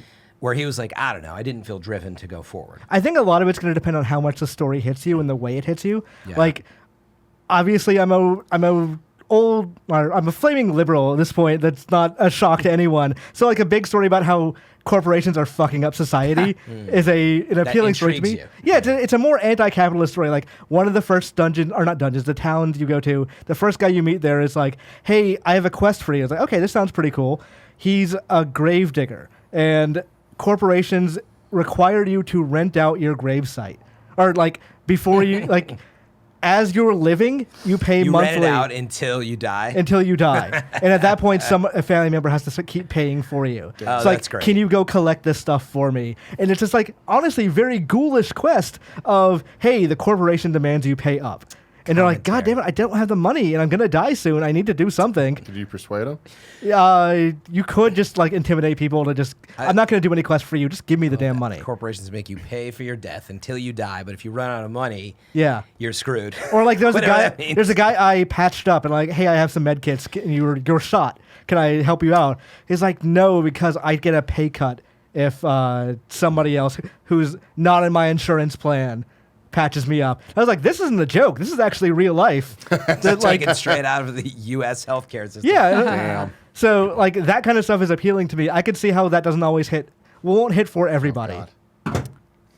Another Holy panel shit. fell off the wall. That's two. Let's keep counting. Two off the wall. Is this a So- heat thing or is that There's like? gonna be one more left. Yeah, it's a Yeah, heat we're ready. thing. Yeah. This So started last week, and I have double-sided tape now, like really good one that I'm gonna replace it with. But we were able to just kind of place it all back in place last week, and I was like, it'll hold. Yeah, It's October. it's all coming not back gonna- to there's not haunt gonna be ya. heat waves. just in time for Halloween. So what I was gonna say though, Kat, you seem to like it a lot more. Like, is this your type of game? Maybe I'm up on it. So I host a podcast about RPGs. So I'm always going to be kind of behind role playing. It's made by two legends in Leonard Boyarsky and Tim Kaine, and also a really capable team from Obsidian. And so I kind of want to support it anyway because I think we need more of these RPGs, especially from people who are kind of legends in their own right. Like I said, they created the original Fallout. Yep. I mean, that's a big freaking deal. They made Vampire the Masquerade Bloodlines, one of the greatest RPGs actually ever. And so there's a big part of me that just wants to support a game like this. Now, our review over at US Gamer, I didn't do the review. That was our reviews editor, Mike Williams. He gave it a 4 out of 5. And honestly, we are between 3.5 and 4 Still a great because it's honestly hurt a little bit by the budget and the scope that they actually had to do it. But by and large, I think that if you are looking for a very smart, interesting, different RPG that is a little bit, maybe a little smarter than your average Bethesda RPG, this is the one. It's funny. I'm really relieved to hear you say that because, I was just bouncing off Greg last week, and I think I had said something like that, or maybe it was on Games Daily with Imran of the, what do we do in this situation where we have a more, I said niche, and what I meant by that is like this polish, their pedigree of what they bring, and there's not a lot of that out there. It's not done right that often. That's what I meant by that. And so to hear you kind of say it is in that vein, and like, should we support it? Because what if we don't see this again? What if Microsoft gets cold feet now and says, we don't want our Microsoft's going to want to support it. No, they will, but like I think you're right is that we do sometimes need to make that choice where it's $60, and this has been another which is an Or- odd pricing, I think, for that game. It's not.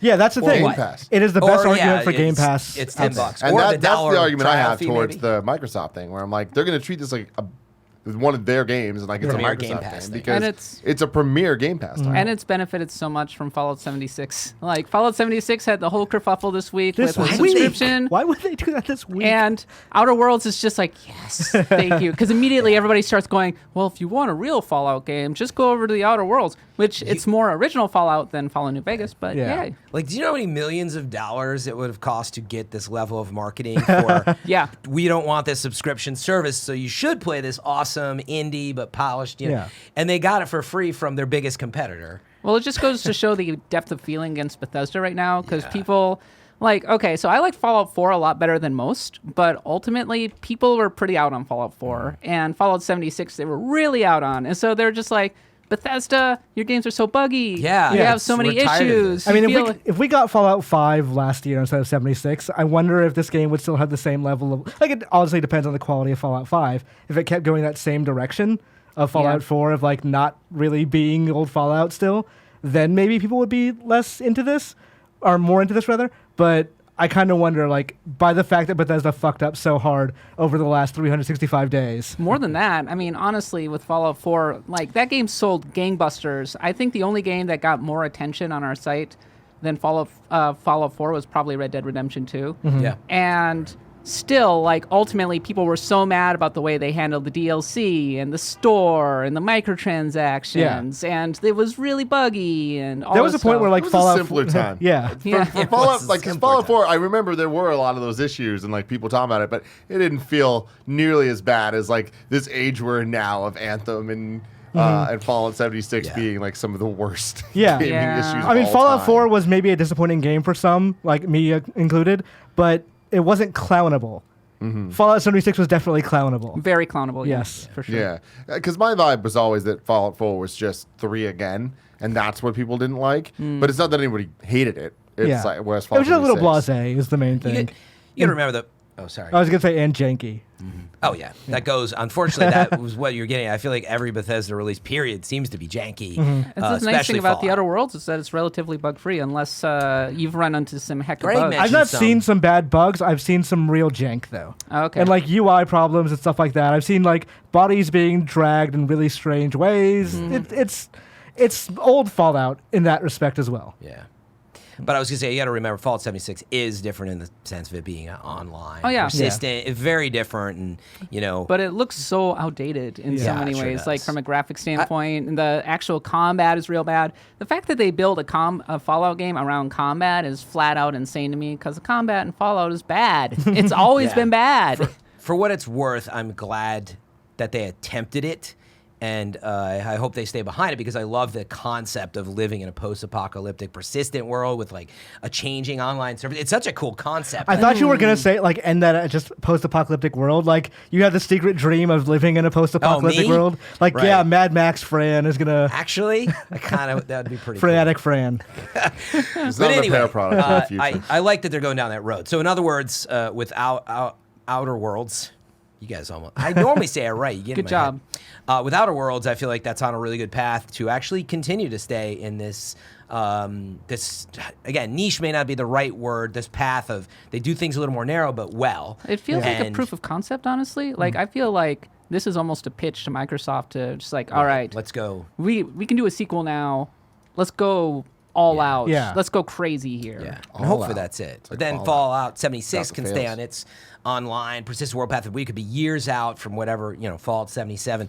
I mean, and- BGS has 2 more games before they can get to a new Starfield. Fallout. Yeah. yeah, and then whatever Starfield is, and then maybe we It's get like a Fallout 3 5 years as out or well. something. I don't know. Yeah. Next gen is probably what that is. Yeah. So, for Fran, sure. hearing all this from everybody, where do you stand out of Worlds? Fuck. Do you think you're gonna? We all need to get like zapped when Yeah. we get it wrong, so Yeah. we're afraid to say it until we. I'm think looking about forward it. to the year wrong next week, just saying Outer Worlds, Outer Yes, Worlds. yes. But do you think you're gonna pop into this? I don't have the time. I will say that as we established on the pre-show, story. Like I do love good cinematic stories and all that. Like I love cinema and movies, but like I don't know when it comes to getting into games like this and the choices, making it. Like I'm always a gameplay person first, is what I'm getting at. And so I think like I would enjoy it. I think I'd have some of these problems with the jankiness, like you said, but I just don't have time to play it right now. But I feel like I got from everybody. It feels like a 7.5. That if you're into that type of thing.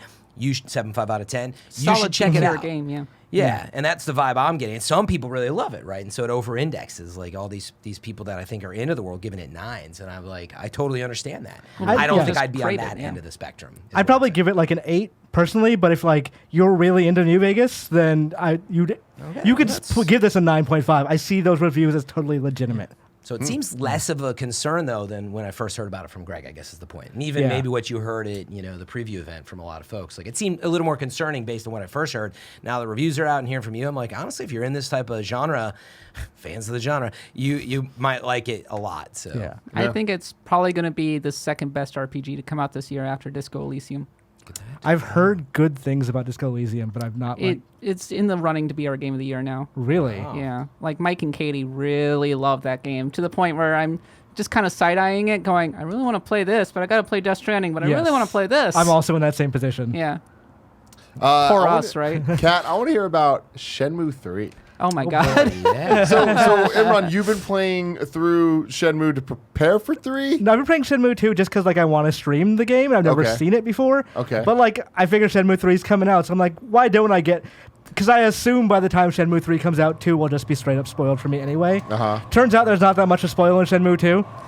But I'm interested in seeing how Not being Shenmue spoiled on a 20-year game. Right. If I've made it this long, then like why not? Good just go ahead job, and do- you. Yeah. Just Yeah. watch a recap on YouTube. You know it's out there. I have to know firsthand. it's like Shenmue story. I in have 2 that minutes. sickness. So, Kat, what's your history with Shenmue? I don't And- have history with Shenmue. Okay, so you're just jumping into 3? Sure am. Wow, how's that going? Oh, okay. So last week there was this preview event. So I drove all the way up to Larkspur, which is in Yeah. the North Bay. It's like Marin.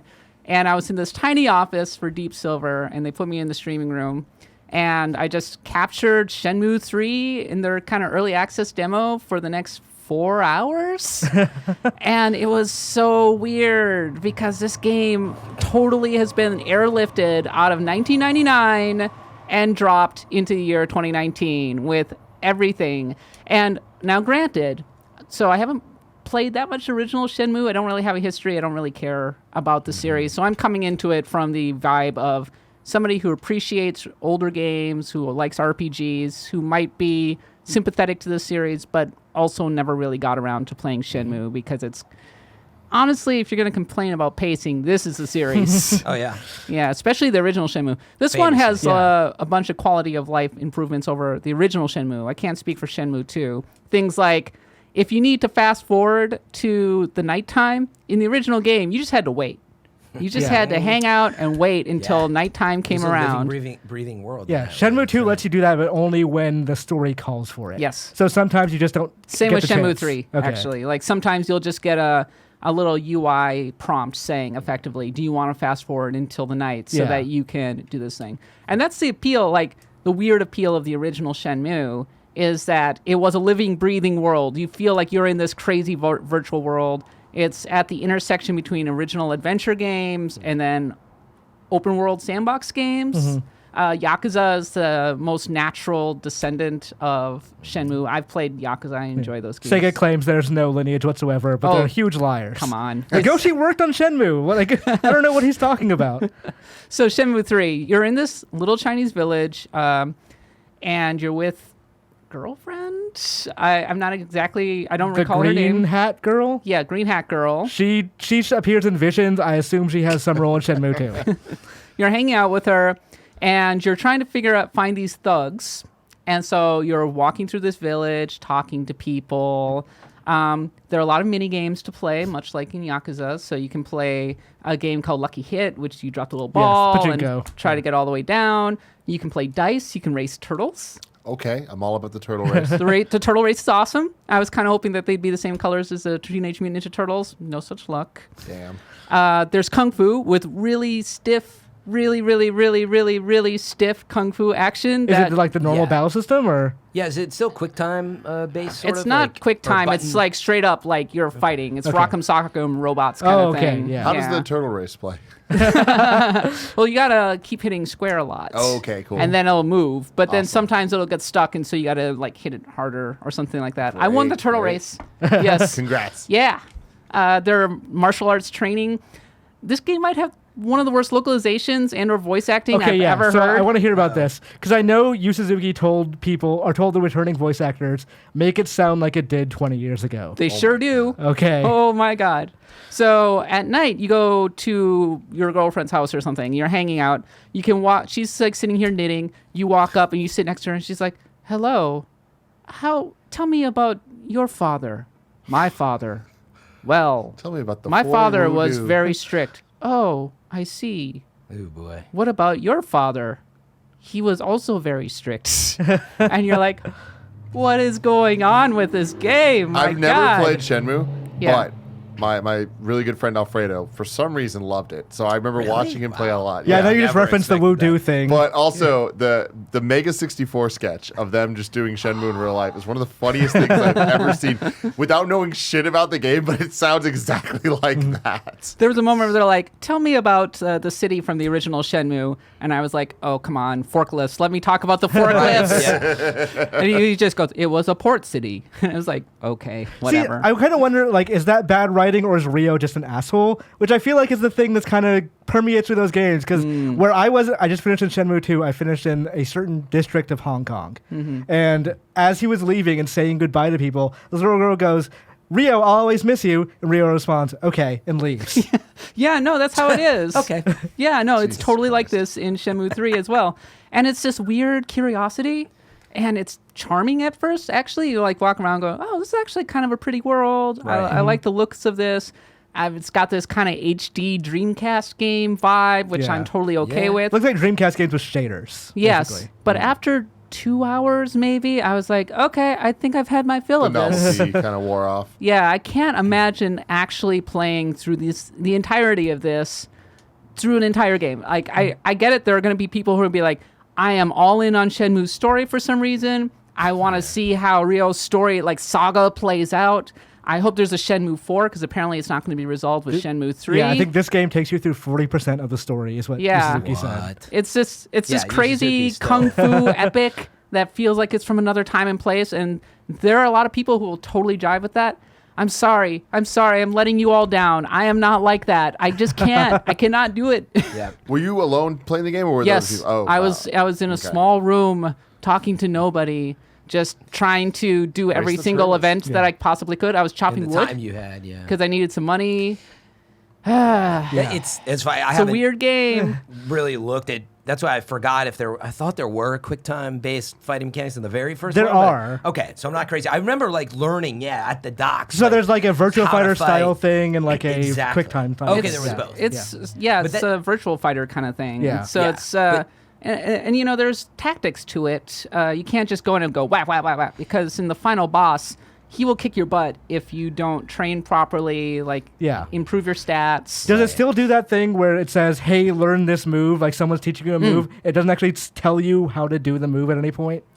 My recollection is that you can go and train, and then you're kind of punching a punching bag or something to that effect, and then when you're done, it will say, this move is improved or something like that. So like that's one of my issues with Shenmue is that they will vocally tell you, use your feet and fists at the same time. Well, it has little on-screen prompts. Okay, now it has on-screen prompts. Yes. It used to not, which my is God. the worst thing ever. So I'd be doing like trying to get the move timing or whatever right for like 15, 20 minutes as you're just watching the same thing happen over and over. God. Yeah. Yeah. Shenmue is a game. Yeah, and what I was kind gonna say of. is that I can't believe you're playing the original. I finished the original a lot, You 20 years finished- ago. Okay, 20 years ago. Now I'm playing Shenmue 2. So I gotta play Shenmue 1 and 2 just to get ready for Shenmue 3, See, baby. here's the thing. I want to watch What a somebody purist. play the games. I don't want to do them myself. But I guess it kind of falls to me to be the person people you're watch the to play one. the Yeah, games. you're the Shenmue streamer. Yeah, now, right? I'm taking that bullet. But are you excited? No. Hyped for 3? Not in any way. Like I'm happy the game exists for those people. It's like Yeah, it's Michael great. Huber, baby. I'm It's- sure he's losing his mind. Yeah, like it's There will be people who are just like, yep, I got exactly what I wanted from this game. Yeah. And I'm very happy for them. I kind of wish that they had used the opportunity to go Modernize it. like, all right, we're going to continue this story, but we're making a modern, freaking, like, awesome game. But what does And that look like? Is it just Yakuza? I don't know, actually. I think it has a different vibe than Yakuza because it's a kung fu story rather than a crime story, Right. right? So the blueprint is there to do a really cool modern update of Shenmue while retaining its original charm because you can still do all the busy work and have the really dense world. But they opted instead to just be like, no, let's roll back 1999. We're back in. I mean, some of that's a budget thing, though, right? I assume. Like, look, it's Deep Silver published. I mean, like, how Yuzuki's much not money did it get out of rolling Kickstarter and then also Deep Silver? I mean, it can't. They be got like I want to say it was like $6 million for the That's original nothing, Kickstarter. though, like, yeah, and then So, years like, and years basically ago. It's nothing. nothing. yeah, but then eggs money and yeah. So who that, knows? this is perfect because I was going to ask, like, as I reflected on what it used to be, and it seems like they've just kind of stuck with as best they could that structure, and they haven't changed it because I think it would take 10 times, if not 20 times, the effort.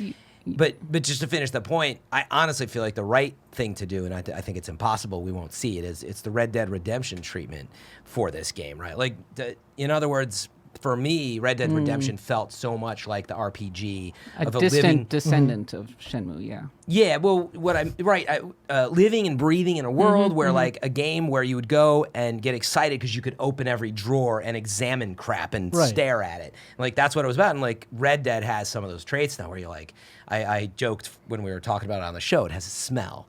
And it sounds like, this has still a smell to it. It's got there's something about this Like world. really robust. granular actions. Yeah, but unfortunately, it's really outdated, so it's a little stale Yeah. in terms of the smell. So I don't know. I feel like if they could get it, you guys tell me though. You've been playing it. What if it got a little more like driven action moments that are highly cinematic? With now you're in the city and you can go and like put on clothes and touch everything. I think a Shenmue 3 that comes from Sega in 2019 would have been that game, but like a kickstarted Shenmue 3. No, this yeah, is, this I is what didn't this is expect what it. fans want. I think. Yeah, well, a Kinda small like core of Bloodstained. fans Yes. who have fond memories of the original Shenmue. But I think that someone who's recognized like Yu Suzuki, who has a franchise that at least is recognized, because Shenmue 3 was a big deal when it got announced at Sony in 2015 at the E3 conference. Like, couldn't he have gone to a big publisher like Sony Yeah. or Sega and been like, give me money, I want to make Shenmue 3, we're going to do a modern update of it. Like, Yeah. surely you would have been able to do it. I think if Sega were willing to do that, they would have done It's it. an but open I- world kung fu game. Come on. You know what? I think the problem is it's never sold gangbusters, right? And so it's hard to. It, yeah, There's a I mean, reason it's on Kickstarter. the games were They've originally gone to on other- Dreamcast, which was Well, a failed console. Yeah, it came out on a failed console. Yeah, but And then Xbox. Yeah. And then Xbox. Which at the time was not. But also remember, Shenmue 1 was at the time the most expensive game ever made. Yeah, at the time. So it had very little chance of ever making back that profit. Yeah. And I think, again, that's what brought me back was like the world then in 1999 or 2000, whenever it launched. I guess 2000 maybe. 99. I mean, it would have come out. It Shenmue didn't come came out at in launch. Japan in 99. So 99 was launch. It's So- American launch. It was out in Japan for a year by then. So I think it already came out in Japan. Or But came out that anyway, year, yeah. For its time, I did remember that of like, holy cow, you can walk down to was the amazing. docks. Yeah. And that's why I thought of Red Dead, where I honestly, I have issues with it, but overall, I was like, oh my goodness, like the world. And so maybe not exactly that, because I think there's a little bit of that like overproduced Hollywood vibe to it, and we don't want Yeah. Shenmue to be that, but I think if it could get closer to it, there might be something there. I mean, yeah, Shenmue was the progenitor of pretty much every open world game that exists today. Yeah. Honestly, like, we credit GTA, but I don't think GTA 3 would exist in the same way without Shenmue Yeah, it would. existing. I think that it GTA You think would. so? It totally would. I mean, you're GTA telling me 2 cops is- and robbers in 3D with kind of a sandbox thing. Once the technology became available, But it I think would've. once you get to that sandbox thing is when you start crediting Shenmue for In it. fact, I think GTA 3 probably was produced completely independently of like Shenmue, in the sense of like, did the Rockstar were they even aware of Shenmue? Is what I'm wondering. Yeah. I mean, they all They are learned- such media consumption horrors at Rockstar. I would be shocked. I mean, that's giving it a lot of credit. Like, I would agree, like all games influence each other, but you could argue that Ocarina of Time like influenced where GTA went as well as Shenmue, right? Like, granted, it was 1998, but in 1996 or maybe even 95, we were seeing like this open world 3D stuff, which at the time was not that as- was the not a dream, thing. right? Yeah. To have a living, breathing sandbox that you could go live in. Like, that was a dream in the 90s, and it was realized in the early 2000s. Yeah. Tim's getting worried about the studio here. Yeah, What's well, happening? here we Now got I'm watching another that one back there. It's on Tim, its just way tap down. I'm Tap it down. no, we gotta let it fall Let's just let naturally. it fall Yeah. in its I natural look way. forward to the I should- hate mail for Shenmue. While we wait for it to fall, let me tell you about our sponsors.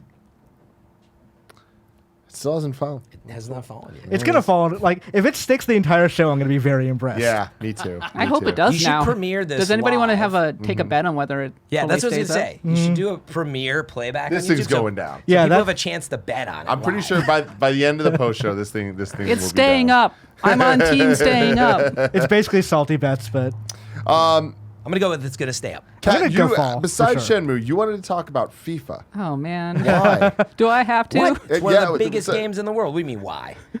I mean, do you play? No. Do you but know it's- anyone that plays? Yes. Do you name Yeah, one You me. do person? too. Think Name of one who plays person. this. Think of who plays this all the time. Craig Barrett. That's right. Great. Okay. Doesn't cool. matter. He also plays tons of Destiny. There was a video editor that used to work at IGN on the video team. Great guy. But he plays so much FIFA. It is one of the biggest games out there. Oh, absolutely. Like, you go outside the U.S. and it's just ridiculous how popular FIFA is. Yeah. But we're in the U.S. Even in the So US, what are your it's thoughts? quite popular. So So much hate for It's I not have- hate. It's just setting the stage. I have a question for you all. Do you guys have a guilty pleasure game where you're playing it and you're like, man, this game's not very good, and I feel kind of bad for actually putting a lot of time into it, but it's kind of my drug of choice, so I'm just going to keep Spirits Shenmue going. mode in Super Smash Brothers. Sorry? Spirits I mode thought in you were Super going to say Smash Mario Brothers. Kart. Yeah. And Mario Kart Tour. I'm Tour. done. I gave up the drug. I had to stop. But yeah, throw away your Spirits. needles, all that. They're Yeah. adding 5 new spirits this week, and I'm stoked. And I shouldn't be. Yeah, I think Maintenance. Barrett's on the set. Uh-oh. He can't handle it. You just getting rid of him? Oh, no. No, you No, ruined our no, bet. we got a bed. It was going to stay. Look, he can't even get it off the wall. He can't even get it off the wall. Oh, no. Oh, man. Barrett. We'll what a never know. buzzkill. You ruined everything. Buzzkill Barrett. And yeah, I don't know. Lately, I just don't have that time. Yeah. But I but would you say have that game that you go back to again and again, right? Borderlands Because it's at kind this of like the point, yeah. relaxing game. It's like, okay, I can play this. So my game for that, it's not a bad game. I really like the game and a small team, Rebel Galaxy Destiny, Outlaw. too. Yeah. No, Oh. that I haven't it's played not a it bad yet. game. Is it really Oh my- good? Yes. Especially that you like. It's like, on my space Epic Games games. Store. You literally like deliver cargo and Oh my make God. money and like fly through this beautiful space, and it's fast. The ship You'd decal like it. interface is just Photoshop. Literally, it opens, it just a and you Photoshop put on in the this game. radio that's like it's all these awesome indie soundtracks and classical and jazz and all. You can just boot it up in your ship, and it's pretty cool. Yeah. I'm sure you'd like it based on what I've heard from you today. So to be fair, like Tim said, Kat, what are you playing right now? I'm like, well, I'm playing Death Stranding. Can't really talk about that. Link's Awakening, Dragon Quest 11, I guess FIFA. And he's like, great, we'll talk about FIFA. And I'm like, what? You've already expertise. talked most of those to death. But Fair I wanna hear, enough. what is it about FIFA that has you in? Well, I like soccer for one thing. I like it way too much. Yes, football. We know everybody, but here in the States, But you guys are familiar with FIFA Ultimate Team, right? Yeah. So a lot of people would consider that to be one of the worst things to ever happen to games because FIFA Ultimate Team, it's a card collecting game where you rip packs, kind of like in Hearthstone, right? And then you're getting players out of it. And a lot of people hate it. It's in fact driven a lot of the loot box legislation. Especially in Europe, yeah. Yeah, because you have these horror stories in England or whatever of the little kid from, Essex grabbing their parents' phone and buying 500 quid worth of Right. packs, which is, making legislators going, what the heck? that's a sticky wicket. But then, Brought it back. I love it. but yeah, so people really hate it for a variety of reasons, and yet I can't stop playing it. Yeah. It's a really good mode. You can't stop playing it. How This much is- money are you putting into None. it, though? Okay, cool. I'm actually not putting any money, but it's really insidious because there are lots of different ways that they're kind of pushing you to put money. It's like, come on, put money in there. Do it. Do it. So have you considered it? No, because the odds are so bad that I know that if I put, say, $100 into packs, there's a very good chance that I'm not going to get anything, and I'm just going to come away feeling really miserable and really upset. Right. Wow. Yeah. But if you win, you'll be on such a high. There's Just spend Many the more money. hundred No, to I'm just go. kidding. but that's why I don't gamble, right? Yeah. Because I can't get know, over the you're- losing. Yeah. But there are people who do love gambling and just can't get over the high of actually winning. And it's that's why it's insidious that like FIFA is totally targeting these people. Actually, I think it's pretty unethical. And that's why I have a lot of self-hatred for actually playing this mode. Do we know if they've released, because Apex released the odds? Do we know if FIFA has done the Oh, same they thing? have, because So they're you required can by look- law. Exactly, yeah. You can look the odds So up the now, thing so- is that they just listed as the top ones. So they have these special cards, right? It's like Team of the Year, Team of the Week, Team of the whatever. And they will put the pack odds and it'll say less than 1% in the game? in the game. Oh, wow. It's exposed in the game now, Yeah. like right in front of your face, and you'll still be like, So is it like the better players Just- have like if you wanted Messi, which is literally the only soccer player I know. Yes. If you wanted him, then it's harder to get him than it is to get anyone else. I've never had Messi. Yes, but like getting the odds of a Messi is like really low because the way that they structure the packs is they'll say, "Oh, you'll get 12 things out of this pack, 6 golds and 6 rares." And you're like, 6 rares, you say? That's awesome. Here's the problem.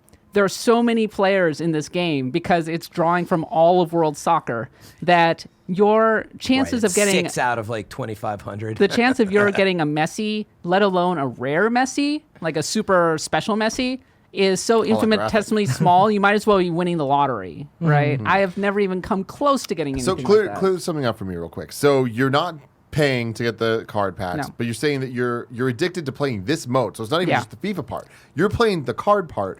What does that No, look I'm like? playing FIFA because it's the one multiplayer mode that they put the most amount of effort into. the Ultimate Team. So Yeah. what I is wonder why. Ultimate Team from a gameplay perspective? Yeah, how do you earn the points? And like you're just playing matches, but how do you get into this mode? So the way it works is you start out with a team and you can like create a formation and everything. You get all these like starter packs, kind of like in Hearthstone.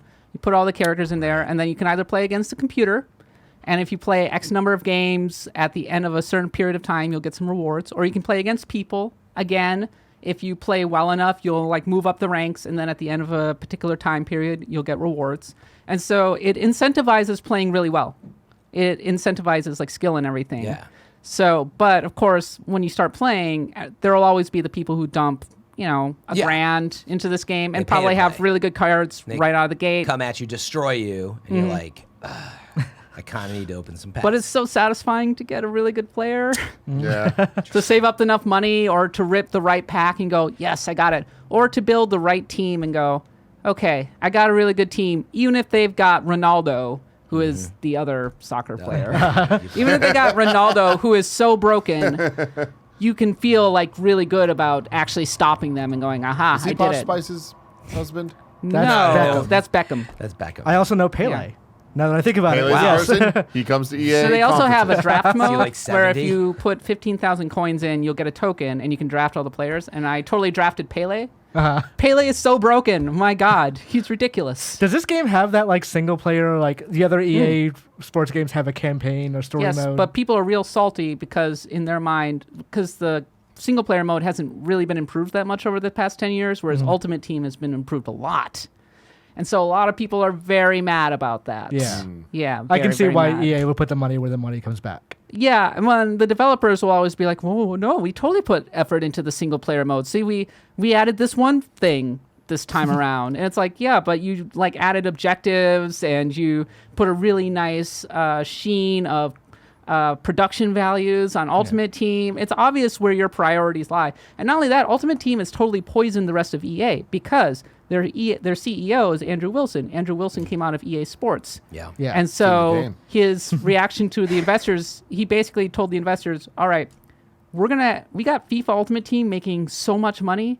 We're going to do this for all of our games now. And that's what directly leads to Star Wars Battlefront 2 and all of the other stuff. And if you go and read a lot of the exposés, I play a lot of EA games. What can I say? If you go and read a lot of the exposés, it'll be like, well, yeah, they wanted a Ultimate Team style mode in Amy Hennig's game.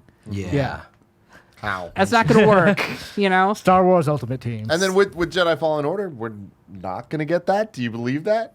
Oh, no, I don't think so. They said. Yeah, I I think know. they said. Yeah. I think they've been burned so badly by Battlefront 2 in particular that they're just trying to run away as fast as they can from that. I also assume Disney, after last time, is like, hey, we're watching you a bit more closely this Also, time. Respawn, like I think, has a certain amount of independence, and Yeah. if anything, they'll probably add cosmetics or something later on. Yeah, seemingly one of Zampella's conditions for being bought was that he sits on EA's board. They said, they actually said, though, microtransactions, I think, was the word, and they said there will not be any Yeah, at they launch did- they or definitely after. did. They did said say or that. after, though. That was a Yeah. huge part. I was like, or after. That's like, Let's. Yeah. that's a, That was for- because that was a thing. Because last year Call of Duty was like, no microtransactions, and then 6 months in, they're like, yes, microtransactions. See, but they never said or Eventually, after. here it So is. now Respawn's on the line, as Yeah. far as I remember So, that quote. segueing now from FIFA to Okay. Star Wars Jedi Fallen Order. Everybody's like, oh, thank God.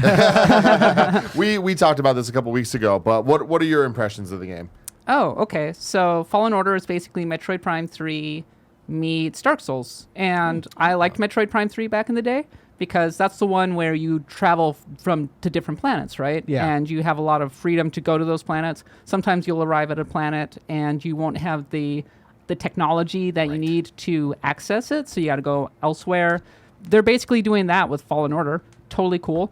The gameplay is fairly granular and like very tactical, which I really enjoy. If you just go in and start hacking and slashing with the lightsaber, you're going to have a bad time because a lot of the characters have invincibility frames and that kind of thing, so you have to be really considered. Parrying is a big part of it. The boss battles look awesome, but most important, I think this is the first Star Wars game I've ever seen, and lightsabers have been around since the Atari. Like, one of the earliest Atari 2600 games was this game called like Lightsaber Battle Arena or something like that. But lightsabers have not been great in games because they've never really had They're billy clubs. yeah, they're like billy clubs. Like in Force Unleashed, it was all about the Force.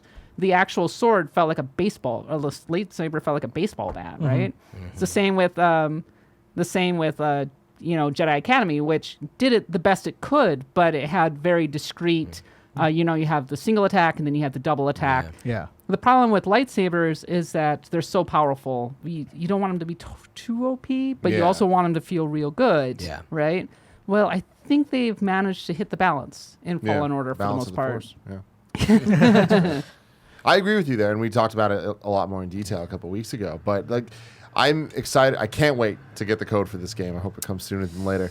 because the combat feels very satisfying, and I feel like it's going to teach me to be better at this type of game in a way that these games normally don't, or at least the ones that I play, because I'm not a Souls guy. So it's like, to me, it's more like coming from Devil May Cry 5 this year to this is like very jarring, where I'm like, fuck, I can't go in and just like do crazy stylish stuff. It's like you got to really kind of wait and hold out. I love the timing of the blasts of lasers of like pulling up to shoot back, but you also, that sense of power is still there, because when it is just stormtroopers you're facing off against, you're taking them down quick once you're actually getting close enough to them or reflecting towards them. But if you get overwhelmed, you're screwed, even by these low level one hit takes them down enemies, because there are those invincibility frames, and there is so much kind of thought put into enemy placement and that idea of just getting completely outnumbered. I'm excited about this. It's a really good vertical slice. I think my main concern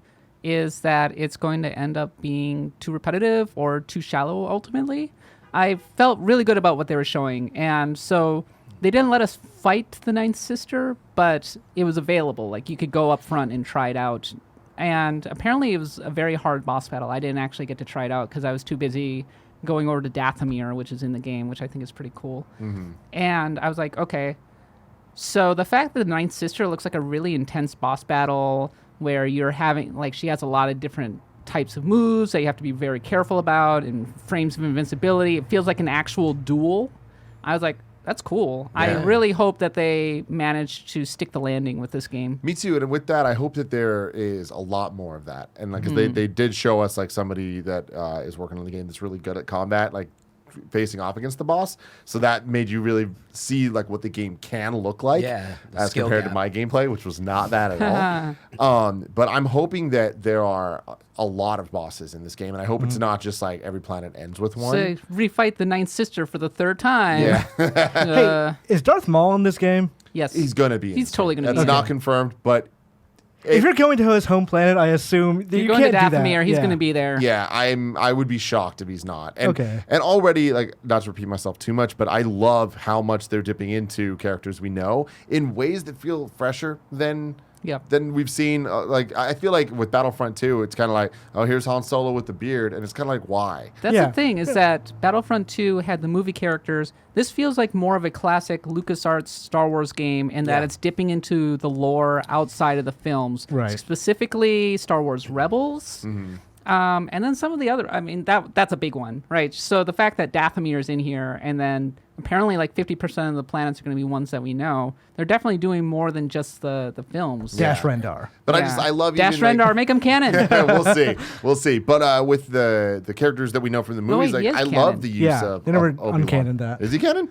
Wow. I think Shadow of the Empire is technically canon. They never. Dash? Yeah. Somebody tell me if it's not. How? It might be Legends.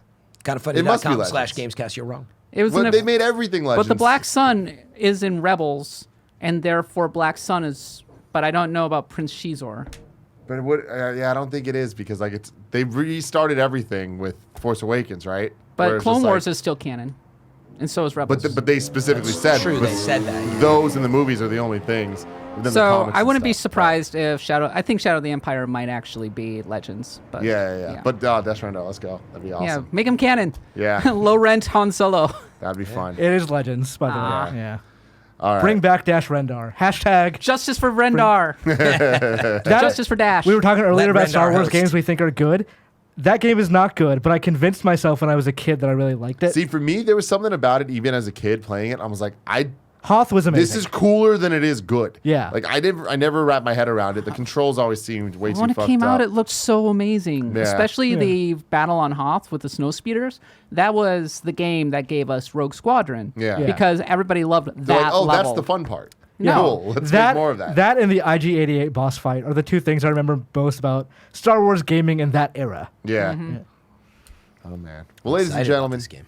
this has been the Kind of Funny Gamescast. Thank you very much for joining us. Kat, thank you for joining us. Thank you. This has been fun. We'll learn a little thing or two about football. I don't know if you ever heard about it, Yeah. Fran. Soccer. Big game, Tim. Yeah, big game. Sorry, Big this is game. America. Yes, For those- yes. We're about to do the post show, so stay tuned, you Patreon people. And here we go. Yeah, I forgot Pele passed away this year, right? Did he? Yeah, I What? think so. No. Yeah, right? No He's still alive. Really? No, Pele's alive. I swear. Stronger I looked than it up. ever. So I thought. Fred's like, oh wait, no, it's not Monday yet. Never I mind. looked it up because I thought That's embargoed information. maybe it Death was Stranding false next report. week, and also Pele's death. Iconic football player Pele is not dead. It's the first thing that comes up for me. Important to know. That's not what this says. Dies at 78, but this was. Well, now it says he's not dead. 79. It was a hoax. so- Oh, it was a hoax. There It you was a go. hoax. Man. I think I would have known if Pele had died. Yeah, well, that's what I thought too, because I was like, oh, is he in his 70? And I was like, wait, did he pass away? He's And I old looked it enough, up. yeah. Of course, it was the top story, but Yeah. He was on the stage at EA's press conference several years ago, and yeah, that 3 or 4 that years ago. interview made me want to die. Oh, yeah, he was, Yeah. that's Because, good. like, I understand Sounds from a horrible. soccer perspective Kev, why can you that bring was up the chat? cool. Yeah. But, like, For from gamers? yeah, it's like, okay, it's cool to see Pele, I guess. Dude, I got fake news. You got fake news. Yeah, I'll say Like, it. meaning I he's remember dead, he's it dead happening. in America. Yeah. He's not dead in That's India. Yeah, no, it Mandela was. effect. I think it was Yeah. a really big hoax. I think I read it, fell for it, and I don't know that I ever saw the correction. I don't know. Han Solo Thanks, has a beard Facebook, because right? he wanted to be like the coolest man in gaming, Greg Miller. Did you see that photo Jen posted this morning of Greg playing Death Stranding? Oh, yeah. Like, I legitimately, when I first saw it, I was like, oh, it's weird Jen found a guy that looks like Greg, kinda. Because, like, he has his hair up to here. He has, like, this giant, like, hobo beard. Yeah. Worst beard. The hobo beard. He did have a hobo beard. Yes. Or are we talking about Han Solo or Greg Miller? I was talking about Greg Miller. I never finished Battlefield or Battlefront 2. I sure did, The because I campaign. reviewed that game. I did too. Man, that was a game. It really was, man. It had so much potential, but like I disagree with you, friend, so much. It just did not play well. The It Starfighter- looked great. the sounded Starfighter great. combat was amazing. Yeah. Starfighter stuff was great. That when you're Luke on that planet, that's the worst use of a lightsaber. Like that didn't feel good. Okay, at that all. if that was that mission in the green planet or whatever, that was bad. The that heroes- was bad. That was bad. But then you're cool. It's like you're Leia on the on black- Naboo, which as an idea, very fucking cool. But the gunplay of that didn't feel good. Like the campaign stuff, I feel never let you sink into a moment long enough to like introduce cool ideas mechanically. Yeah, and it no, just it kind of was- shuffled you to the next set piece. it did, yeah. So my problem with that game very early on was I hate it in a game where a character is clearly villainous and is lying to you to get you to do something, but your character doesn't realize it. Yeah. And I'm Just like, like, I get hello? it. Yeah, they're like, hey, do this thing. We're doing this for the Empire, and like we're totally, we're the good ones. I'm like, this is But clearly a you're fucking not. lie. Yeah, And like you're right. Like that's the biggest problem with it is that we were promised. Here's the first story after Return of the Jedi, before Force Awakens, the Disney canon Yeah. has seen. It's going to take place right after the Battle of Endor. We're going to see what happened. It's like we didn't though. Yeah. It's like we didn't see the things from the Empire's perspective. It was What just happened like wasn't that interesting. No. yeah. Yeah. It's just weird. Because Shit, you man. kill your buddy who's a TIE pilot in his TIE fighter, so you don't even really get to see him die. He's just like, oh, there he is. You're fighting him. Oh, he's dead now. Yeah. It's like, oh, okay. Well, that happened. Yeah, I like the blaster combat in it, and then that's the thing. Like, this is coming from someone who I gave Anthem right at 6.8, but I liked it. I appreciated it. I still think it's a 6.8, and I think that's the difference. Of some people just aren't up for that, but like in other words, like meaning I'm down with pieces of games that are done well, or you know what I mean? Mm-hmm. Like it definitely had some really bad stuff in it, but like overall, I was like, no, like it was a decent effort. And I enjoyed parts I'm of with you there. It You know was what I mean? decent. I Like, guess it wasn't bad. That's all I'm saying. If I All had, the things if I had that I reviewed was- Anthem, I would have given it a 1 out of 5. Wow, I think that's that bad. not only the worst game of the year, it's one of the worst games What? ever made. What? It definitely is Wow. not that Are you bad. kidding me? It was so broken that the loot didn't actually work, and they had to patch it. That was- because but- the level 1 gun was just as powerful as like the top level guns. The Yeah. progression was completely busted in that game. You have like they just they basically give you everything at the start, and then there's like nowhere to go from it. It's Yeah, there wasn't a lot to do. It it's had such its a poorly designed looter shooter. It's so bad. If you didn't play it past, the end and got into the end game, which is where the good parts are, that's the difference. And like, yeah, I sort of, that's how I play these games. I sped past all that, and I was like, whoa, yeah, that story absolutely was like, it was thrown in the middle of this online persistent world thing they were trying to do, and I was happy to get past it, but honestly, the mechanics of the 4 javelins were awesome, production-wise. Meaning, It's a I thought great idea. They had tons of potential, but yeah. I mean, it tells you all you need to know that They didn't even have the flying, which was the best part until the head of DICE comes over and just has a demo that they had kind of thrown it in as a Hail Mary. Yeah. And they're like, yeah, we love that. And he's like, yes. Patrick's like, thank just you. do that. Patrick Soderland was like, yes. Yes. Yep. But it's a perfect example because I was like, I understand why you would give it a 1 out of 5 and I wouldn't try to change your mind. But for me, I was like, no, there was parts I appreciated. I would have liked to see it be the 8.0 that, it should have been. It makes me sad because I really like BioWare. I have very But what fond does feelings with BioWare them. mean at this point? It doesn't mean anything, honestly. EA I think big. I guess this is the Drag EA podcast, but if you look back at where they were said 10 Force years Awakens ago was good. and the position that they were then when they had, multiple interesting franchises. They had Mass Effect 2 coming out in the year, NBA Street Volume Dragon 2. Age Origins. I mean, there was an EA at the beginning of the generation that was like, hey, we're going to take another chance on Mirror's Edge. Like, why not? Yeah. Gamers want that. So FIFA was on the way up at the time. I mean, NBA Live was still around. And you fast forward to where they are 10 years. And, oh my God, it's not good. Yeah. Yeah. It's too bad. They still got some big stuff, so. Tim, what are the plans for Extra Life breakouts Extra this year? breakouts this year. I don't know. Do we have Extra Life plans, like a No. schedule or anything? There's yet? never a plan for Extra Life. The plan for Extra Life is 24 hours of shenanigans that's going to make money for the kids. Okay, I want to come on and play some games. Anytime we make plans, anytime we try to break it down hour by hour, it falls apart within 2 hours. And we're so behind, and it just turns into a disaster. We're very excited because we're doing Extra Life for the first time over at US Gamer this year. Hell yeah. Awesome. 4-hour main live stream with Eric Van Ellen. We're going to have people from all over the Gamer Network, including Eurogamer and that kind of thing, on the Awesome. show. We're going to try and get as many guests as we possibly can. Eric is going to slam a lot of, Red Bull and try and stay alive. Apparently he's done this thing before. Yeah, he asked me, like, hey, can you come and do something? I'm like, maybe? Depends on what hour. He's like, I have to look at that. I'm going to totally, come on the show and, I don't know, play something. Maybe Madden. Maybe River City Girls. Who knows? Hey, that looks. Have you played it yet? I have not, but I want to try it. It looks Yeah. awesome. I Yeah. haven't tried it out yet. Now that new Steam local thing is out, I'm going to give that a shot.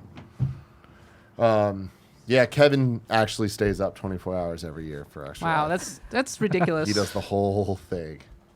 So yeah, I did a 3 or 4 hour live stream for the SNES Classic, and by the end of that 4 hours, I was just wrecked. I was like, I don't know how you could do 24 hours. No, yeah, I respect. I Yeah, did Games totally. Daily, and I've done this, and I'm already like, fuck, I want to go home. Yeah. Like, I'm tired.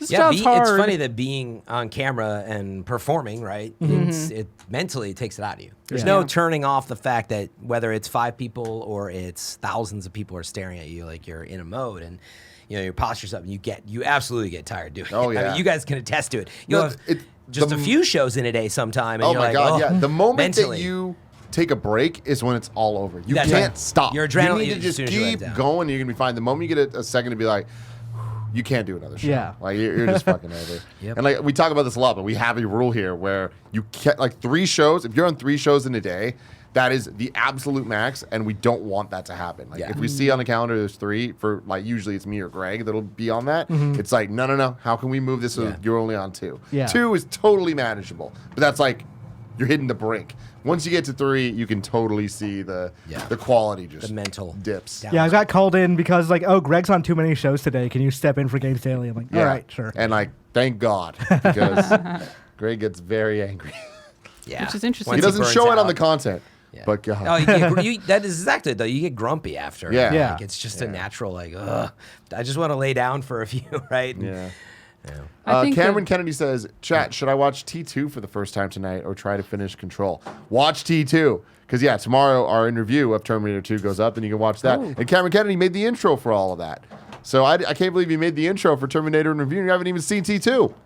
The best one. Wait. No, it's the Kevin original hasn't Terminator seen- is the best. No, Cameron Kennedy. Oh, Which Cameron. one? The original is.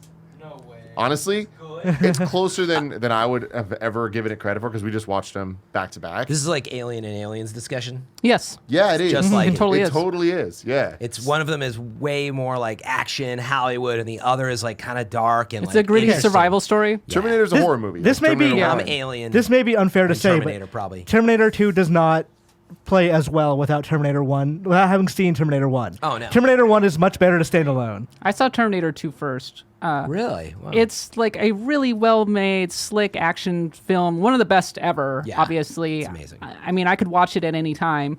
And it really takes the ideas of the original Terminator to their logical extension. As far as I'm concerned, Terminator 1 and 2, that's it. But at the same time, at the very end, you have, I don't know, I don't want to spoil it. Yeah, don't spoil it because he hasn't seen it yet. I'm not going to spoil it. But at the very end, it has a really cartoony moment that will always drive me crazy. And it is really indicative of the different attitude of Terminator 2. That is a moment that, like, it feels very much in place with 80s nostalgia. Like, Yeah. I can't think of it as an existing... If I were watching it live as a kid, like, that first time, I don't know how I would feel about it.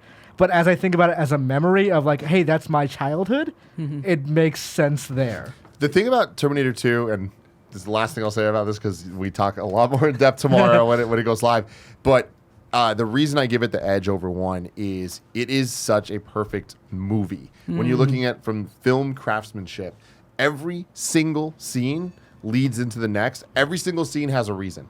Every single one. Right. And it's like, it's so rare you can look at a movie and be able to say that. Yeah, and it speaks to the editing too, being able to just like everything leads without it ever hitting a spot where it's like, why'd they leave that in, or why was it cut? There's so many classic moments as well. Exactly. Yeah. Oh, it's so good. It's Dark Fate next week. We'll see. Forgot to mention, I've been playing Ring Fit Adventure.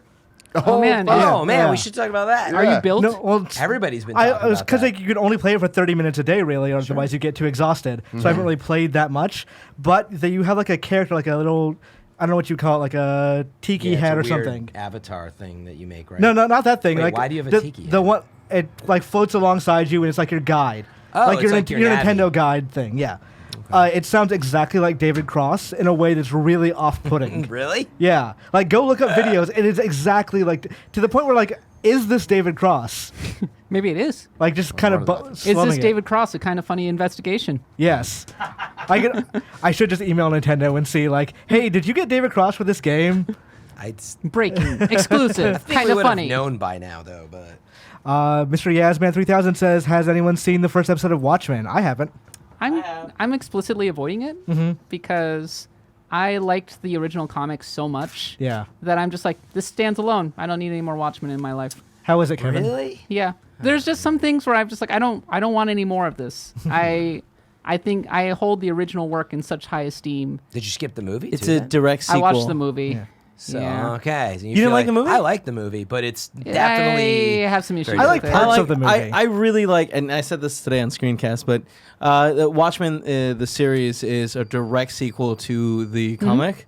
So they dive into some stuff. Like it starts out really fast and like kind of.